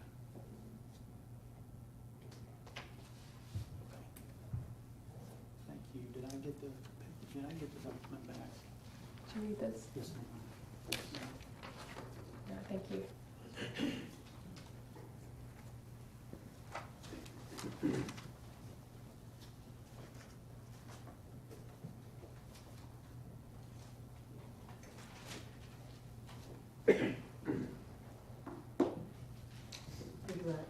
Thank you, Your Honor. Reviewing that video where he talked about where the defendant had turned around and was screaming or saying, my boy, things like that. Was that about 32 minutes into the video? It was. Okay, and where was he facing? He was facing towards the rear view. Where the witnesses were? Correct. Did you ever see him yelling or anything like that when he was turned forward, away from those witnesses? No.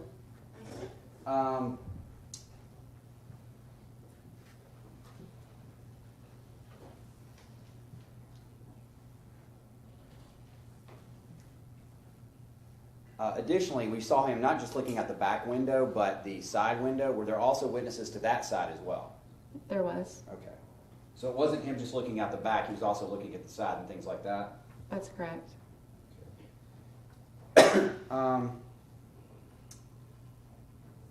Going back to, Mr. Kilgore asked you several questions about him with his left hand, having the phone up to his left hand, things like that.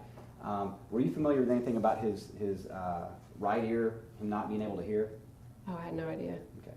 Even if he did, you remember going back to that video when he started asking you about the phone and what you were looking for? That's correct. Okay. Now, he was in the back seat, right? That's correct. What was between he and you, the front seat and the back seat? Is there something, a partition in between? Yes, there's a plastic partition. Okay, and when he's asking that, what side, if I am him, what side of him would you have been on? I would have been on his right side. Okay. Okay. And were you down in the car looking around for a phone? I was. Okay. At any point did he have a problem hearing you in that car? No. Okay. When he asked you those questions earlier, when he was talking to you, hey, how long you been in law enforcement? Was your face to him? Could he see your lips moving or anything like that? No. Did he have a problem hearing you then? He didn't. Thank you.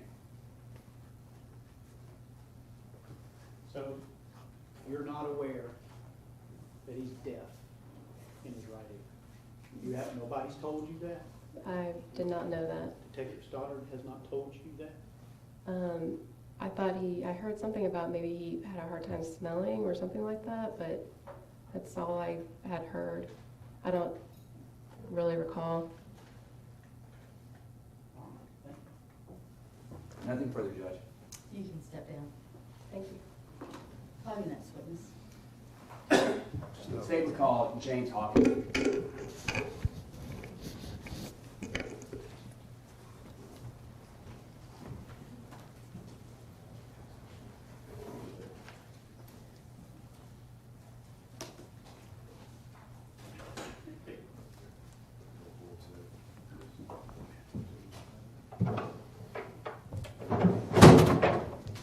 Step up.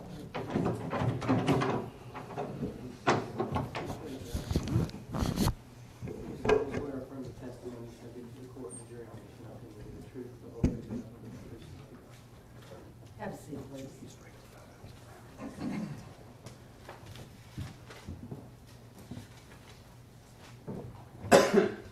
Good afternoon, sir. Would you please introduce yourself to the ladies and gentlemen of the jury by telling them your name? My name is James Hawkings. Okay, and Mr. Hawkins, where do you live? You don't have to give us your address. Kennesaw, Georgia. Kennesaw. How long you lived there? Pretty much all my life. Okay. Do you currently work? I do. Okay, and where do you work? With Night Lights of Atlanta. Okay. How long have you worked with them? About 3 years now. And what type of work do you do with them? We do installation of lighting on exteriors of buildings and houses and what have you. Okay. I'm going to turn your attention back to June 18th of 2014, okay? Were you working at a location in Cobb County that afternoon? At Cinco's. Okay. And at Cinco's, tell the ladies and gentlemen of the jury, what were you doing there that day? Well, they have their trees wrapped with Christmas lights, and we were just trying to figure out why they weren't coming on. Now, this wasn't Christmas time, right? No, it's just the middle of summer. Okay. It's just decoration and what Christmas looks. Okay.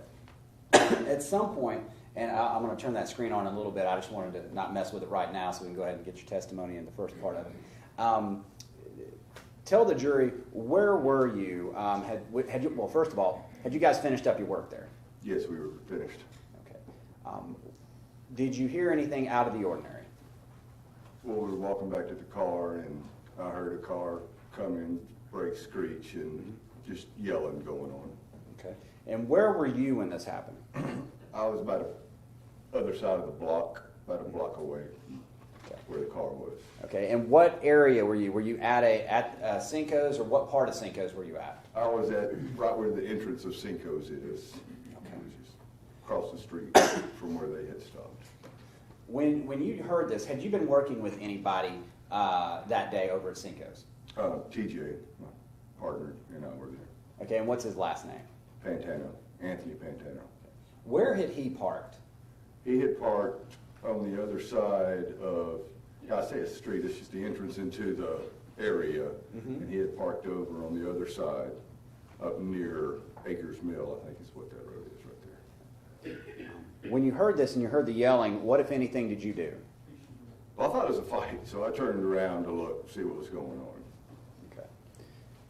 Okay. What did you see, or what did you first notice? Well, when I turned around, I noticed TJ, and TJ running and climbing in this van, and the other guy climbing in the back seat of the van. So that's when I turned around and ran up to the van to see what was going on. When you ran up to the van, what did you see? Well, on my way up there, I saw the man pull the baby out and lay him on the asphalt right by the driver's side back door. Did you know this man at all? No. When you got there, initially you heard yelling. Was he still yelling when he had the child out of the vehicle onto the ground? As best you remember. Yeah, some little off on, it's more, yeah. Okay. Well, how would you describe it? Well, it was more, he was ranting that, she's going to kill me, what have I done, and it was just going on and on about those same terms, pretty much. Okay. When you got up there, what happened when you got to the scene? Well, he had laid the boy out on the ground, and when he was fumbling around with him, and I got on my knees right in front of him and started doing CPR. When you say he was fumbling around with him, I don't know if he was doing CPR. I don't know what the hell he was doing. It wasn't right, whatever he was doing. So I just kind of moved him out of the way and started CPR. how long was he down there with the child that you saw? I got up there in a matter of seconds, because I saw him, it was just a block away, so 10 seconds, 15 seconds, maybe. And when So you I got got there. when you got there, did you know this child at all either? No. How long was he on the ground by the time you got there before he got up, he being the person you knew Very that pulled him limited out? time. Okay, very little time? Like a matter of minutes or seconds? Seconds. When you got down on the ground, where did he go? Did he stay there by his child? He got up and just went this way, around the back of the car, is all I saw. I wasn't paying attention to him, wasn't looking for him. Did you ever hear him say to anybody to call 911 or anything like that? I did not recall hearing that. Okay.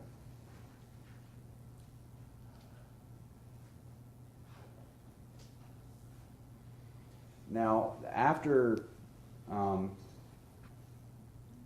the person who pulled the child out of the back of the car walked away to the other side of the car, what did you start doing?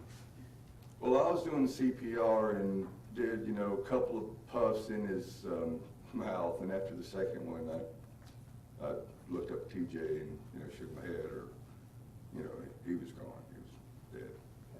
When you say CPR, what type of CPR? Well, I was doing chest pumps and, do about 5 of those, and then breathe in his mouth, do about 5 of those, and after the second breath, it was, there was nothing. I mean, it was blowing in a busted bag, and he was gone. But I continued doing CPR until the, police showed up. Even though you thought all hope was lost? Yeah. Okay. After this happened, you said the police, did they eventually arrive? Yes. Okay. And when they arrived, what did you do? I left immediately. And where did you go when you left? I went and got in my car and drove home. Did you ever stay to talk with the police or anything like that? No, I did not. Were you too upset? Yes, it was. All right. Sir, I'm going to show you a few pictures. Actually, I'm going to do it on the screen here because I've got to show you the aerial too. I'm going to roll this down for you, okay?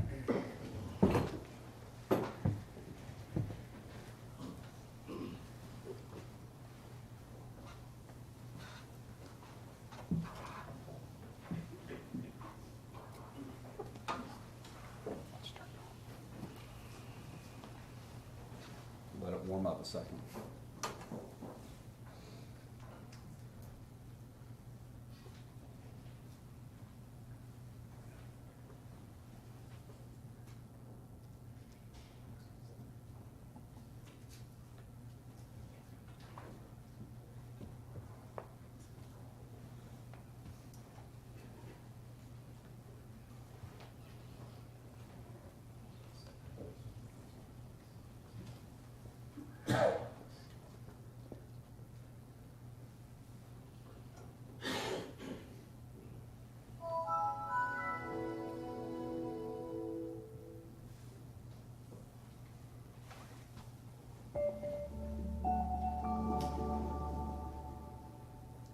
Fancy tune. Now I'm going to get right back out of that because it works better on Windows.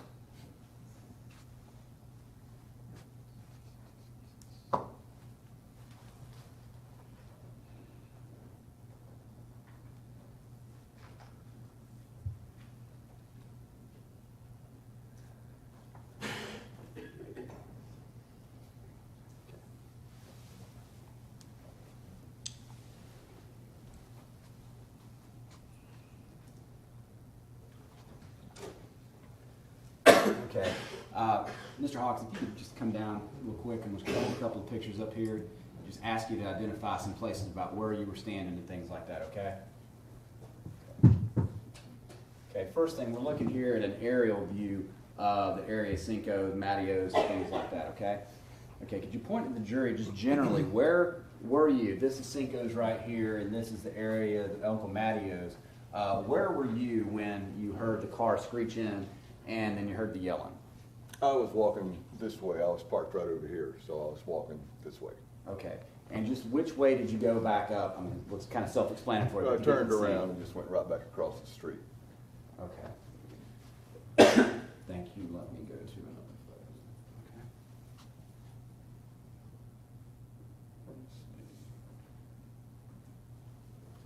Okay. Okay. Looking at that, is this a scene of the actual scene? Looking back over here to the left, is that the same area you were talking about with the where the parking lot was, where you were walking? That's correct. Okay.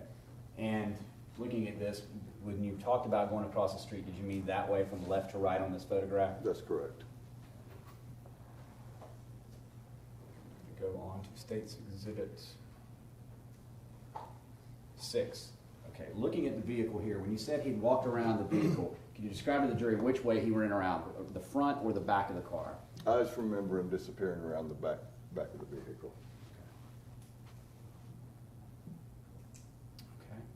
Now, looking at the vehicle here, can you see the general area where the child was when you were performing CPR on him? Yes. Okay, can you just point it out where it is in the Yeah, that's right. picture there?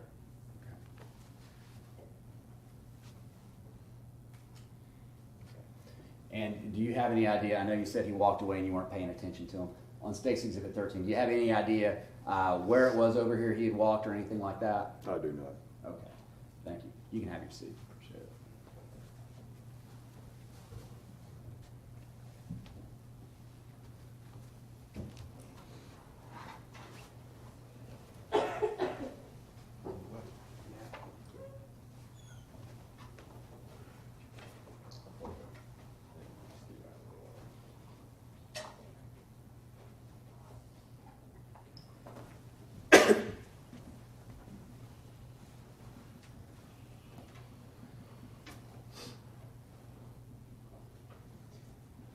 Mr. Hawkins, can you estimate about how long it was that you were doing CPR on that child or trying to save the child's life?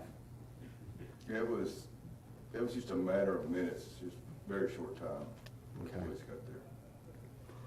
During that time, could you describe to the jury how the child looked as best you remember? Pale yellow.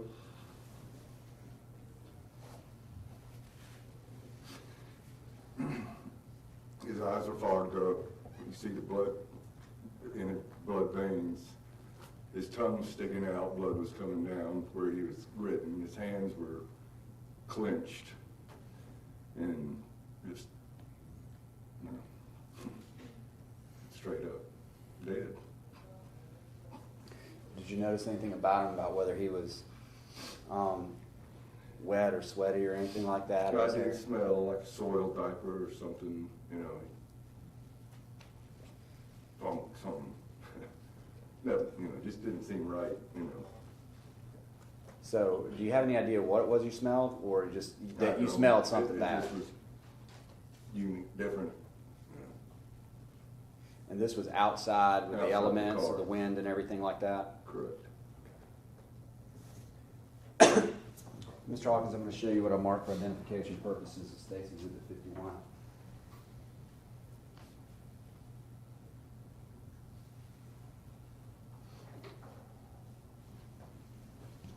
Mr. Pantano, Mr. Hawkins, we show you State's Exhibit 51, okay? I'm going to ask you to take a look at that, and do you recognize State's Exhibit 51?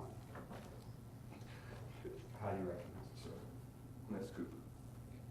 Is that a very accurate picture of how he looked when he was on the ground on that asphalt that day with you? Your Honor, ask permission to tender State's Exhibit 51. Any objection? No, ma'am. Admitted. And Your Honor, permission to publish, I'm not going to put it on the screen, I'll just walk it down. Old style. You can. Thank you.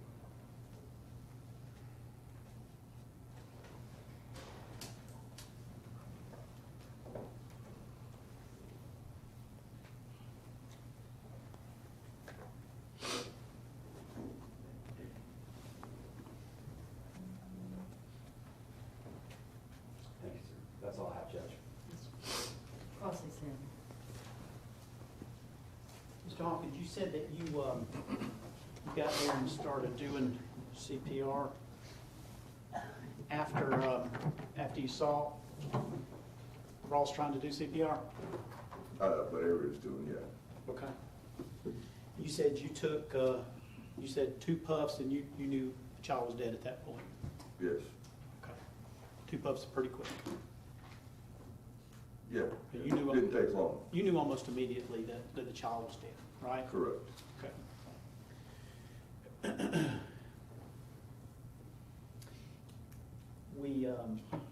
We know that police got there very, very quickly. How long were you there on the scene before you left? As soon as they got there, I left. Okay, so if they were there in less than 2 minutes, the entire time you were there would have been less than 2 minutes? Yeah, probably. Okay. You were right in the middle of what was going on. Is there a reason why you got up and got out of there so quickly? Yes. What was that? Because a year earlier I had lost a daughter in an accident, and I was highly upset at what just went on. Okay. Where had you been right before when you were coming out there to the scene? When you heard the screeching? Where were you coming from? We were working at the restaurant right across the street in the yard. Okay. Were you working or were you having lunch? No. Okay. Were you with Mr. Pantano? Yes. Okay. Did y'all ride together? No. All right. Did you go back to work that day? No, I went home. Okay. It was the end of the day. All right. You never called the police about this, did you? No.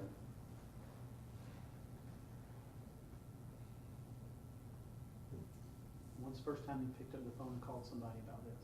I didn't call anybody. They called me. Who called you? The DA's office. When did they call you? I don't know. It was all after. Was it this year, 2016? No, it was last year. They called you in 2015? I think so, yeah. Okay. Do you remember what part of the year they called you in? No. All right. Was it been more than a year ago?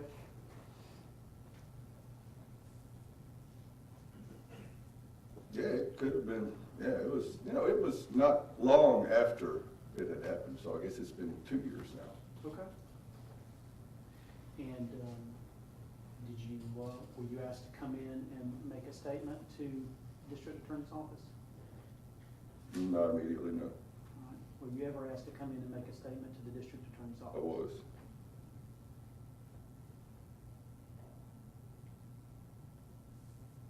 Were you ever asked to come in and make a statement to the police department? I was not.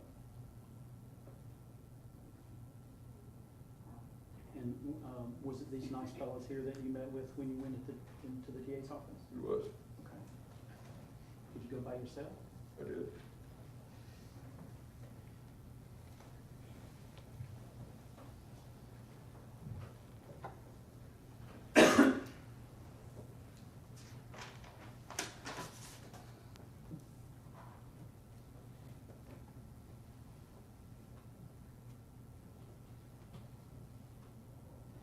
And the colleague that you were there with, Anthony Pantano, is he here today? He is. And you would agree that y'all got to the scene at the same time? No, he got there before I did. Was he doing CPR? No. What was he doing? He was just right up at the head of the baby. He wasn't really doing anything. When you say head of the baby, you mean when the child was on the ground? Correct. Okay. Did you ever see Mr. Pantano get in the car or in any way help Ross get? Yeah, when I first turned around, I saw TJ jump in the van, and that's what made me turn around and run back over there. Is when he climbed in the van, I knew something was going on. Okay. So I went over there. And did he climb in the back seat? Front seat. He climbed in the front seat. And was Ross in the back seat, Mm-hmm. the passenger side? Correct. All And from the angle that you had, did it look like your friend, TJ, did it look like he was kind of leaning over the front seat to try to help get Cooper loose That's what from I the? remember, yes, That's what it looked like? yes. Okay. And then Ross put him on the ground, tried to do CPR, didn't do good, got up, walked away, and then you tried to do CPR, 2 puffs, you realized that the child was dead. Is that right? Yeah, but continued doing the CPR until the Okay. cops got there. Okay, which, It was not long. not long, Right. maybe a minute? It was a little longer than that, probably. Okay. Less than 2 minutes? No, dude, I was concentrating on the dead baby. I wasn't worried about time. Okay.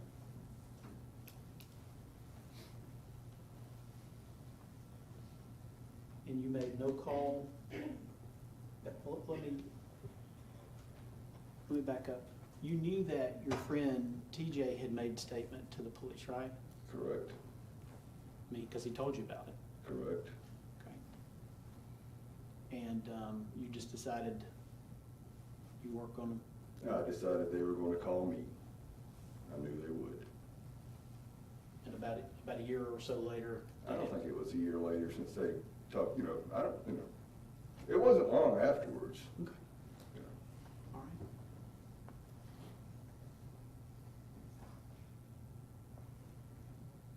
And I believe the way you put it was, you said he was ranting, and to the best of your recollection, what he said was, what have I done, what have I done, something to that effect. Yeah, and she's gonna kill me. She's gonna kill me?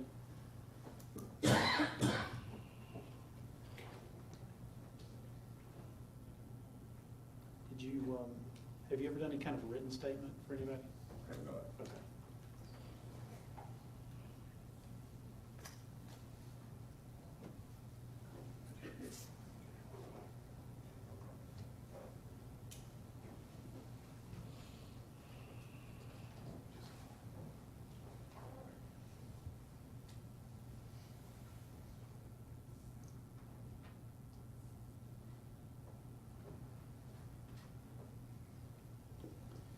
You've been watching coverage about this story on the news? Have not. You read any stories about it in the newspaper? Nope. How'd you know Cooper's name? Well, it immediately came out, when that night, they were giving it out. So, On the news? yeah. So you have watched news stories about it? Well, yeah, when it first came out, it was just all over every form of media. You couldn't turn anything on and not hear something. Okay. Did you see any coverage of any court proceedings? No. All right. Okay, thank you. Appreciate it. Nothing further, Judge. Excuse. Next witness. State we call Anthony Pantano.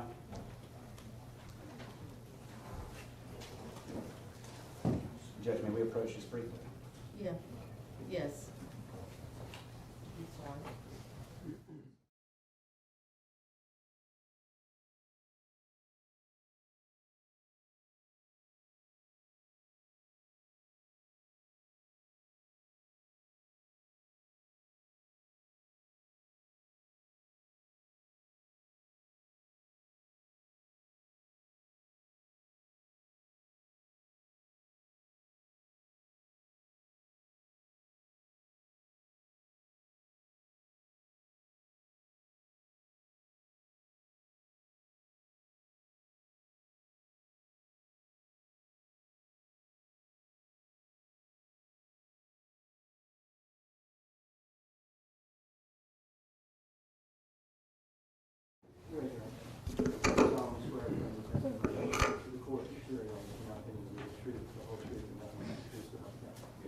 Please see the please. Good afternoon. Would you please introduce yourself to the ladies and gentlemen of the jury by telling them your name? Anthony Pantano. Now, I'm beginning to do this with the other witnesses, but can you please spell it so the court reporter gets it right? Yes, sir. Last name is Pantano. And Mr. Pantano, do you go by any nicknames? TJ. Okay. And Mr. Pantano, where do you live? Canton, Georgia. Where do you work? Night Lights of Atlanta. And is that your business? Yes, sir. Okay. What type of work do you do? We do landscape lighting, outdoor lighting. Okay. How long have you been doing that type of work? 16 years. Back in on June 18, 2014, what type of work were you doing that day, and where were you? We were at Cinco Restaurant, and we were lighting their trees. We will wrap the trees with lights to give it the palm tree look, if you will, I guess.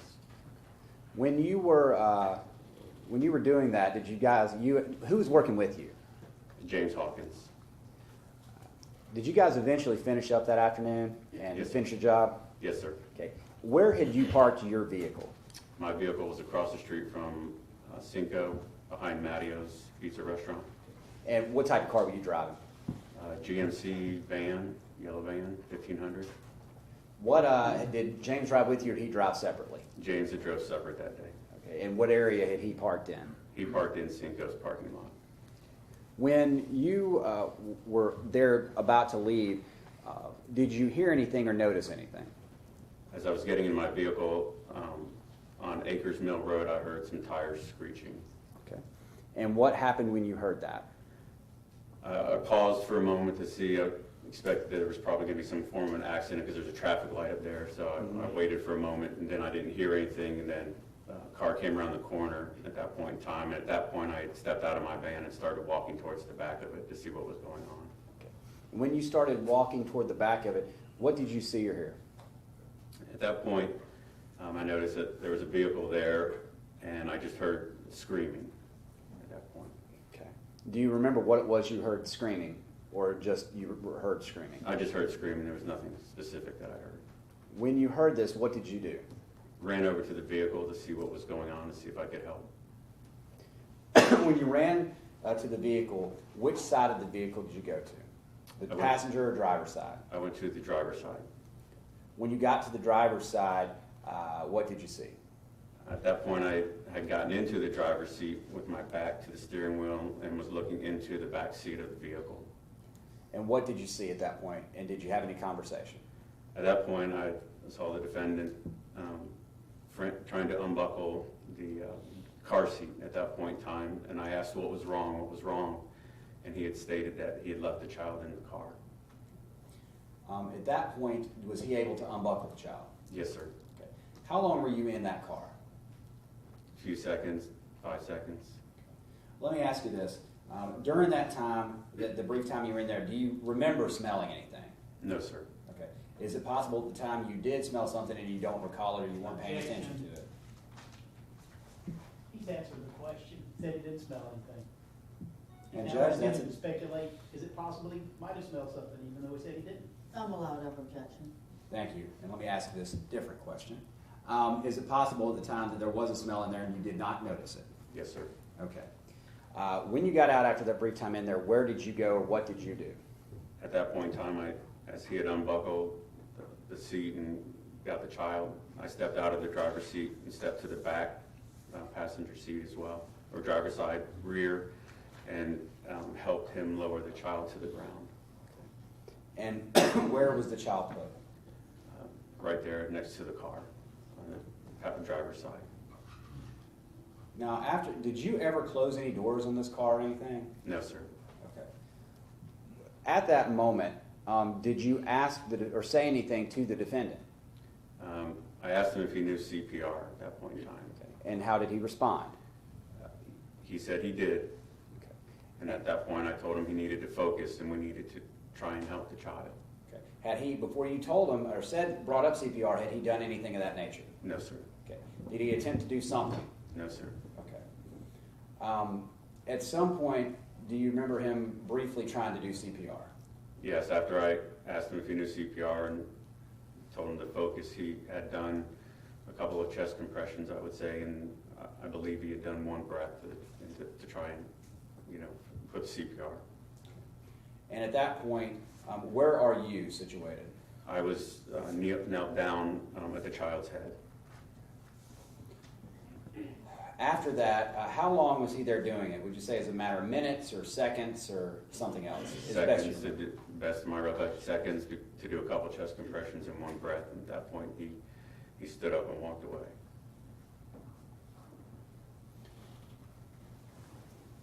Now, after that, and he walked away, did you, what did you do, and who else was there at the child? At this point, people had started to recognize that something was going on, so a manager or somebody from Mattios had come out of the pizza restaurant, and I looked at them and told them to call 911. At that point, there was, other people that were gathering around us. A lady was walking towards me as well, and I could tell that she was on the phone. I knew she was with 911 because I could just tell from her conversation. And also at that point in time, she was in the vicinity of where James was parked, and I had looked in that direction and kind of made eye contact with James. And he recognized that I needed his help at that point. Now, did James actually come over and try to help resuscitate the child? He did, yes. He did a couple of chest compressions as well. And he had done a breath, and at that point we kind of looked at each other and knew that the child had passed. There was nothing we could do.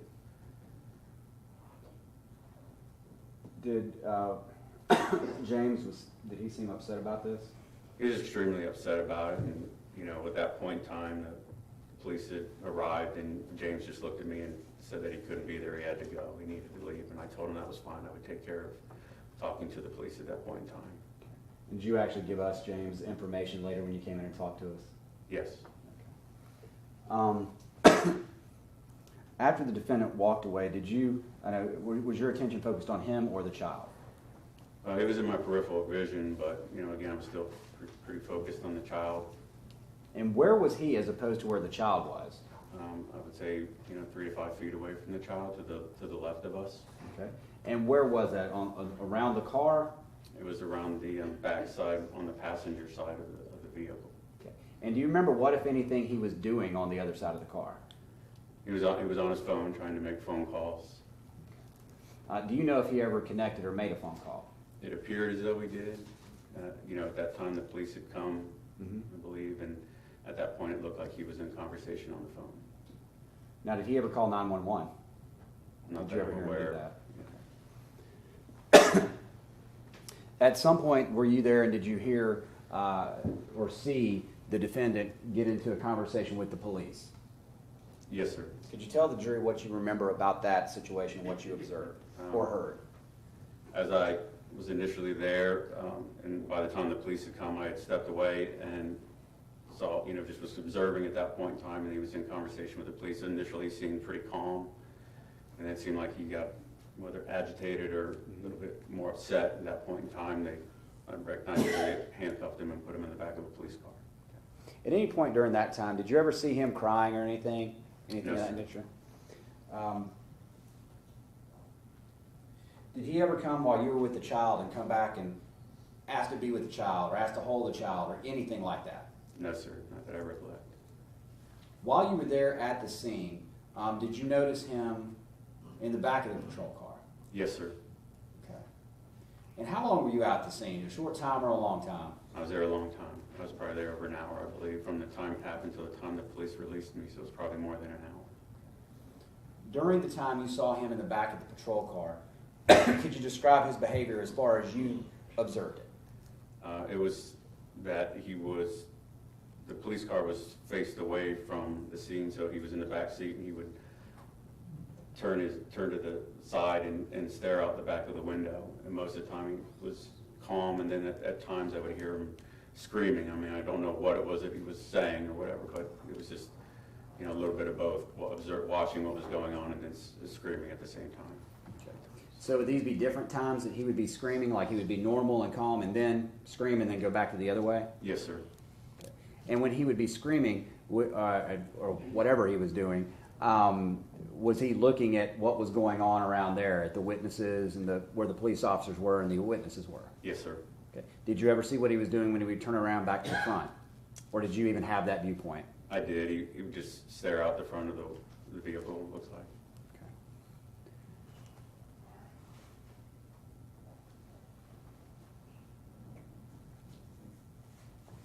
Mr. Pantano, did his behavior from what you observed, appear consistent with somebody that had just observed their child dead? I'm gonna object to that, Judge. That's just asking for an opinion. I'm just gonna object to that. Argument? I think it's a lay opinion that he's allowed to give whether it's consistent or inconsistent. He's not giving an opinion on whether a veracity or anything like that. I'll allow whatever objection. I'm sorry. Well, you ruled. I did, I had but wanted to- you were I had- talking. I'm sorry. I had wanted to respond, Judge, but you ruled. I can put some on the record later if you need me to. Go ahead. Did it appear consistent or inconsistent with somebody who had just pulled their child dead out of a car from everything you personally observed? Not personally, no. I don't, for me, I mean, it was, I guess I could only relate to the fact if it was my child that I would have been, more upset, I believe, and don't think I would have left my child, period. All right. I showed you some pictures previously. Mr. Pantano, I'm going to roll this big screen out again. We've been doing this all day, so just give us a second.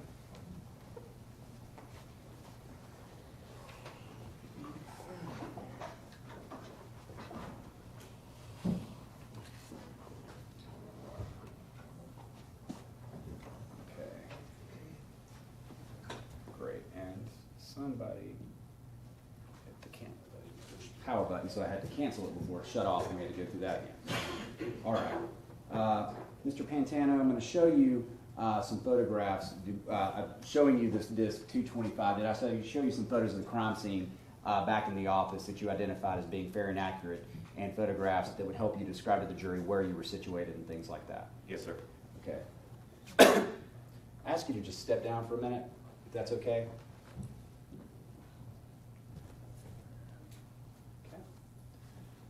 Now, looking at what's labeled as O'Connor Harris Map 1 on State's Exhibit 225, does this map depict the area that all of this occurred generally? Yes, sir. Okay. First of all, could you show the jury just generally where was your work vehicle parked that day?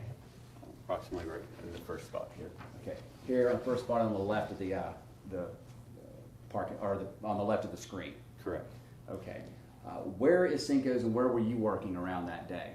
This is Cinco's here, the restaurant, and then we were working in these trees and along these trees, putting lighting within the trees. Okay. And generally, where was the area that the car pulled in that you saw and went to attend to? It's approximately right here. Okay.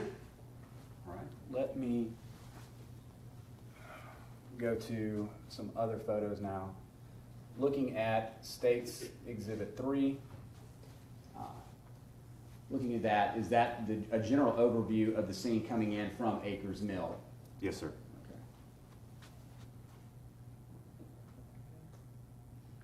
Going to State's Exhibit 6, when you said the defendant came around the rear of the vehicle, which side did he go after he left the child? He walked from this side over to here. Now, showing you State's Exhibit 11 on, State's Exhibit 11 that is published on State's Exhibit 225. Looking at the right side of the photograph, what do you see there? That's my van, and I'm talking to the security guard of the complex at that point. Okay. And is that where your van was parked initially, or had you moved it after the police showed up? I had moved it once the police had showed up. Okay, now in this photograph, where were you, is it depicted where you had originally parked your van? Yes, sir, it's right here.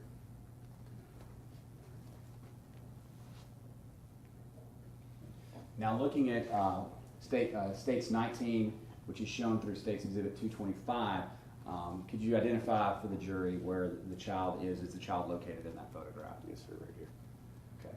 And you stated that you got in the front door. Is that the door that's open there, the driver's side door? Yes, sir.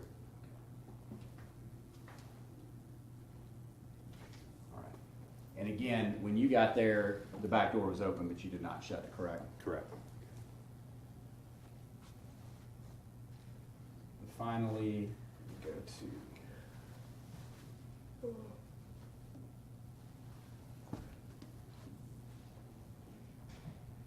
going into the same exhibit to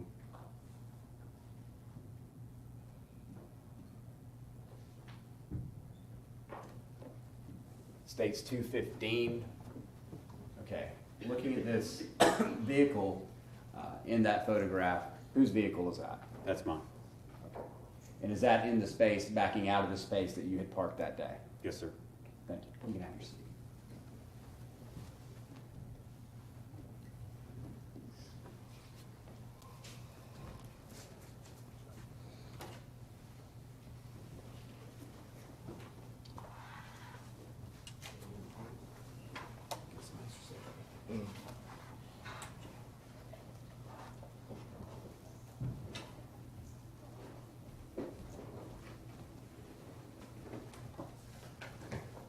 Just have a second, Your Honor.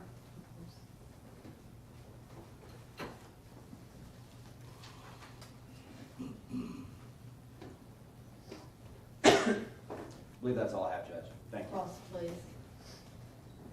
Hey, good afternoon, Mr. Pantano. You doing okay? Yes, sir, thank you. We've not met that I recall. We talked in person once on the telephone. To be honest, I really don't even remember how long ago that was, but I sent you a copy of, I emailed you a copy of your statement to Detective Murphy, your interview. Yes, sir. Did you have a chance to review that? I did, yes, sir. Okay, thank you. I appreciate you doing that. So I should be able to go through this pretty quick with you then. When you spoke to Detective Murphy, was it within a couple of days of this happening? I believe so, yes, sir. Okay, and it was a phone interview? It was, yes, sir. I had given an interview while I was there, and then a follow-up on with the phone call, yes, sir. All right. Let's see. You told Detective Murphy that you heard loud screeching tires, that you heard screaming, and then that you got in and were leaning over the back seat trying to unbuckle the car seat. I was not trying to do the unbuckling. The defendant was already in the process of trying to unbuckle the seat itself. Ross was trying to do the unbuckling. Yes, sir. Okay. You were in the front seat, kind of leaning over, trying to help or see what was going on. Correct, yes, sir. All right. And from the time that you heard the screeching till the time that you got in the car, that was just a couple of seconds? 30 seconds approximately. Okay. From the time that I heard the initial screech of the tires up there on Acres Mill until by the time it came around the corner and again heard the tires screeching because the car stopped quickly by the time I come around. So yes, sir, about that moment. And you said you heard screaming. Do you remember at that juncture, was it any particular words or was it just screaming? Just screaming. I didn't recall any specifics. All right. You told Detective Murphy that you heard Ross continuously saying, "I left him in the car." When I initially had gotten into the car, yes, sir, I asked what happened, what's going on, and he stated at that point in time, I left him in the car, Okay, he was answering your question to him. Yes, sir. Okay. All right. You told Detective Murphy that Ross laid him on the ground and that Ross was frantic. Remember that? It was, my recollection was he was frantic on trying to unbuckle the seatbelt, and we laid him down together at that point in time. Okay, you told him that Ross tried to do CPR for a minute or two, but just couldn't focus. Right. Does that sound right? That sounds accurate, yes, sir. Okay.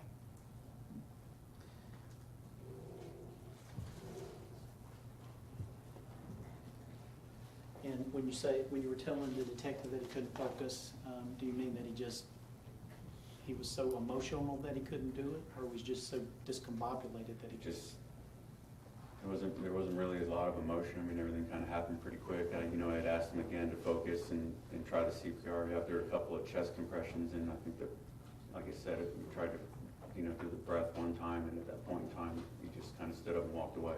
Okay.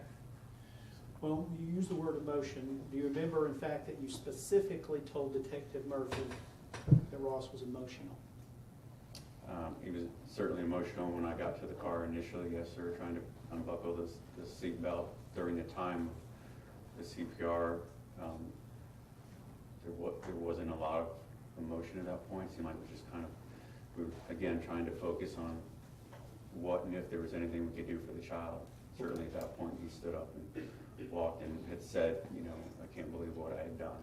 And there was some emotion there. And this was a very sort of frantic, intense couple of minutes. Yes, sir. Right.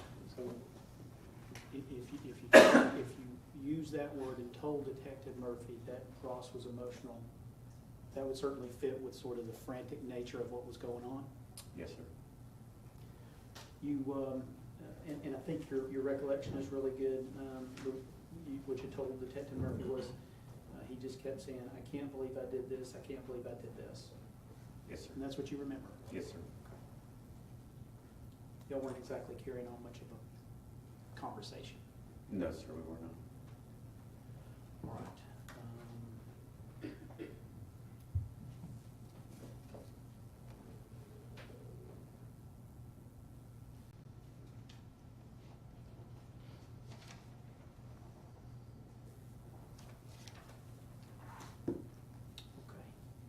Thank you so much, Mr. Pantano. Yes, sir. Thank you. Appreciate it. Thank you. Nothing further, Judge. You're free to go. Thank you. Yes, sir. Ladies and gentlemen of the jury, we'll recess for the day. Close your notepads. Now, let's have a little bit more of a conversation about behavior, because bailiffs are not going to be all the way around embracing you all. So let's just remember, it's critically important. If you break one of these rules, we're going to have to stop the trial, pull folks out, take testimony, find out what's going on. You don't have to raise your hand, but is there any one of you that really wants that to happen? I don't want that to happen. I don't want that to happen to you all. It's no fun. I've done it. It's no fun at all. And it's not where we need to spend our time. We need to spend our time in this courtroom having the evidence presented to you, the jury, so that you can do your task and do your job. So, what are the rules? Keep an open mind. It's important and critical to the fairness of these proceedings that you keep an open mind. And you're going home for the evening, just stop your brain. If you can do it, just stop your brain. Take a break. Take a break. Okay. Notepads, close them up, leave them in your jury room. They'll be there for you in the morning. They'll be under lock and key. Do not speak to each other about the case. I want to emphasize that. Just even something as frivolous as whether you like some lawyer's tie, you know, whether you think I'm looking good or bad, whatever, I don't know. Anything, you can't do it. You just cannot do it. You just cannot do it. And this can be a time waster, so be careful. Others, you know the rule. It's just off limits. Do not speak to others or let others speak to you about the case. Just go home and go, la, la, la, la, la. I'll listen about your day. I can't talk to you about mine. Social media? No, not about this case. And certainly you can, you know, I mean, I'm going to go home and email my mother and say I'm down here and I think the weather's going to get bad. And then I'll probably pick up the phone and say, Mom, I'll be fine, you know. That's what we do with our mothers. That's okay. But I'm not going to call my mother and say, guess what's going on in court today. So y'all don't do that. And don't let anyone else do that with you. You know, bubble wrap. We're going to do bubble wrap. Anything that you can think of to get information about this case, don't do it. You're going to hear the evidence under the rules of law. And the reason we have to follow the rule of law is because that guarantees that the quality of our work is that high quality we've talked about. It guarantees that we have followed the law, which guarantees fairness and consistency. That's what we want. It's a high burden to have. But every one of you is capable of carrying it forward and executing it well. And I have every faith and confidence that that will be the case. Just keep running it through your mind. Open mind, no conversations, no social media, no nothing. I just have to be kind of a eunuch about all this. You can't look that up either. And finally, I hope you all have a wonderful evening. Come back 10 till 9. and we'll get started again. Y'all have a good evening. Thank you so much.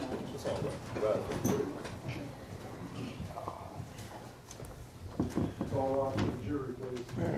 Don't forget that thumb drive. All right. Please watch your stuff going down. Go.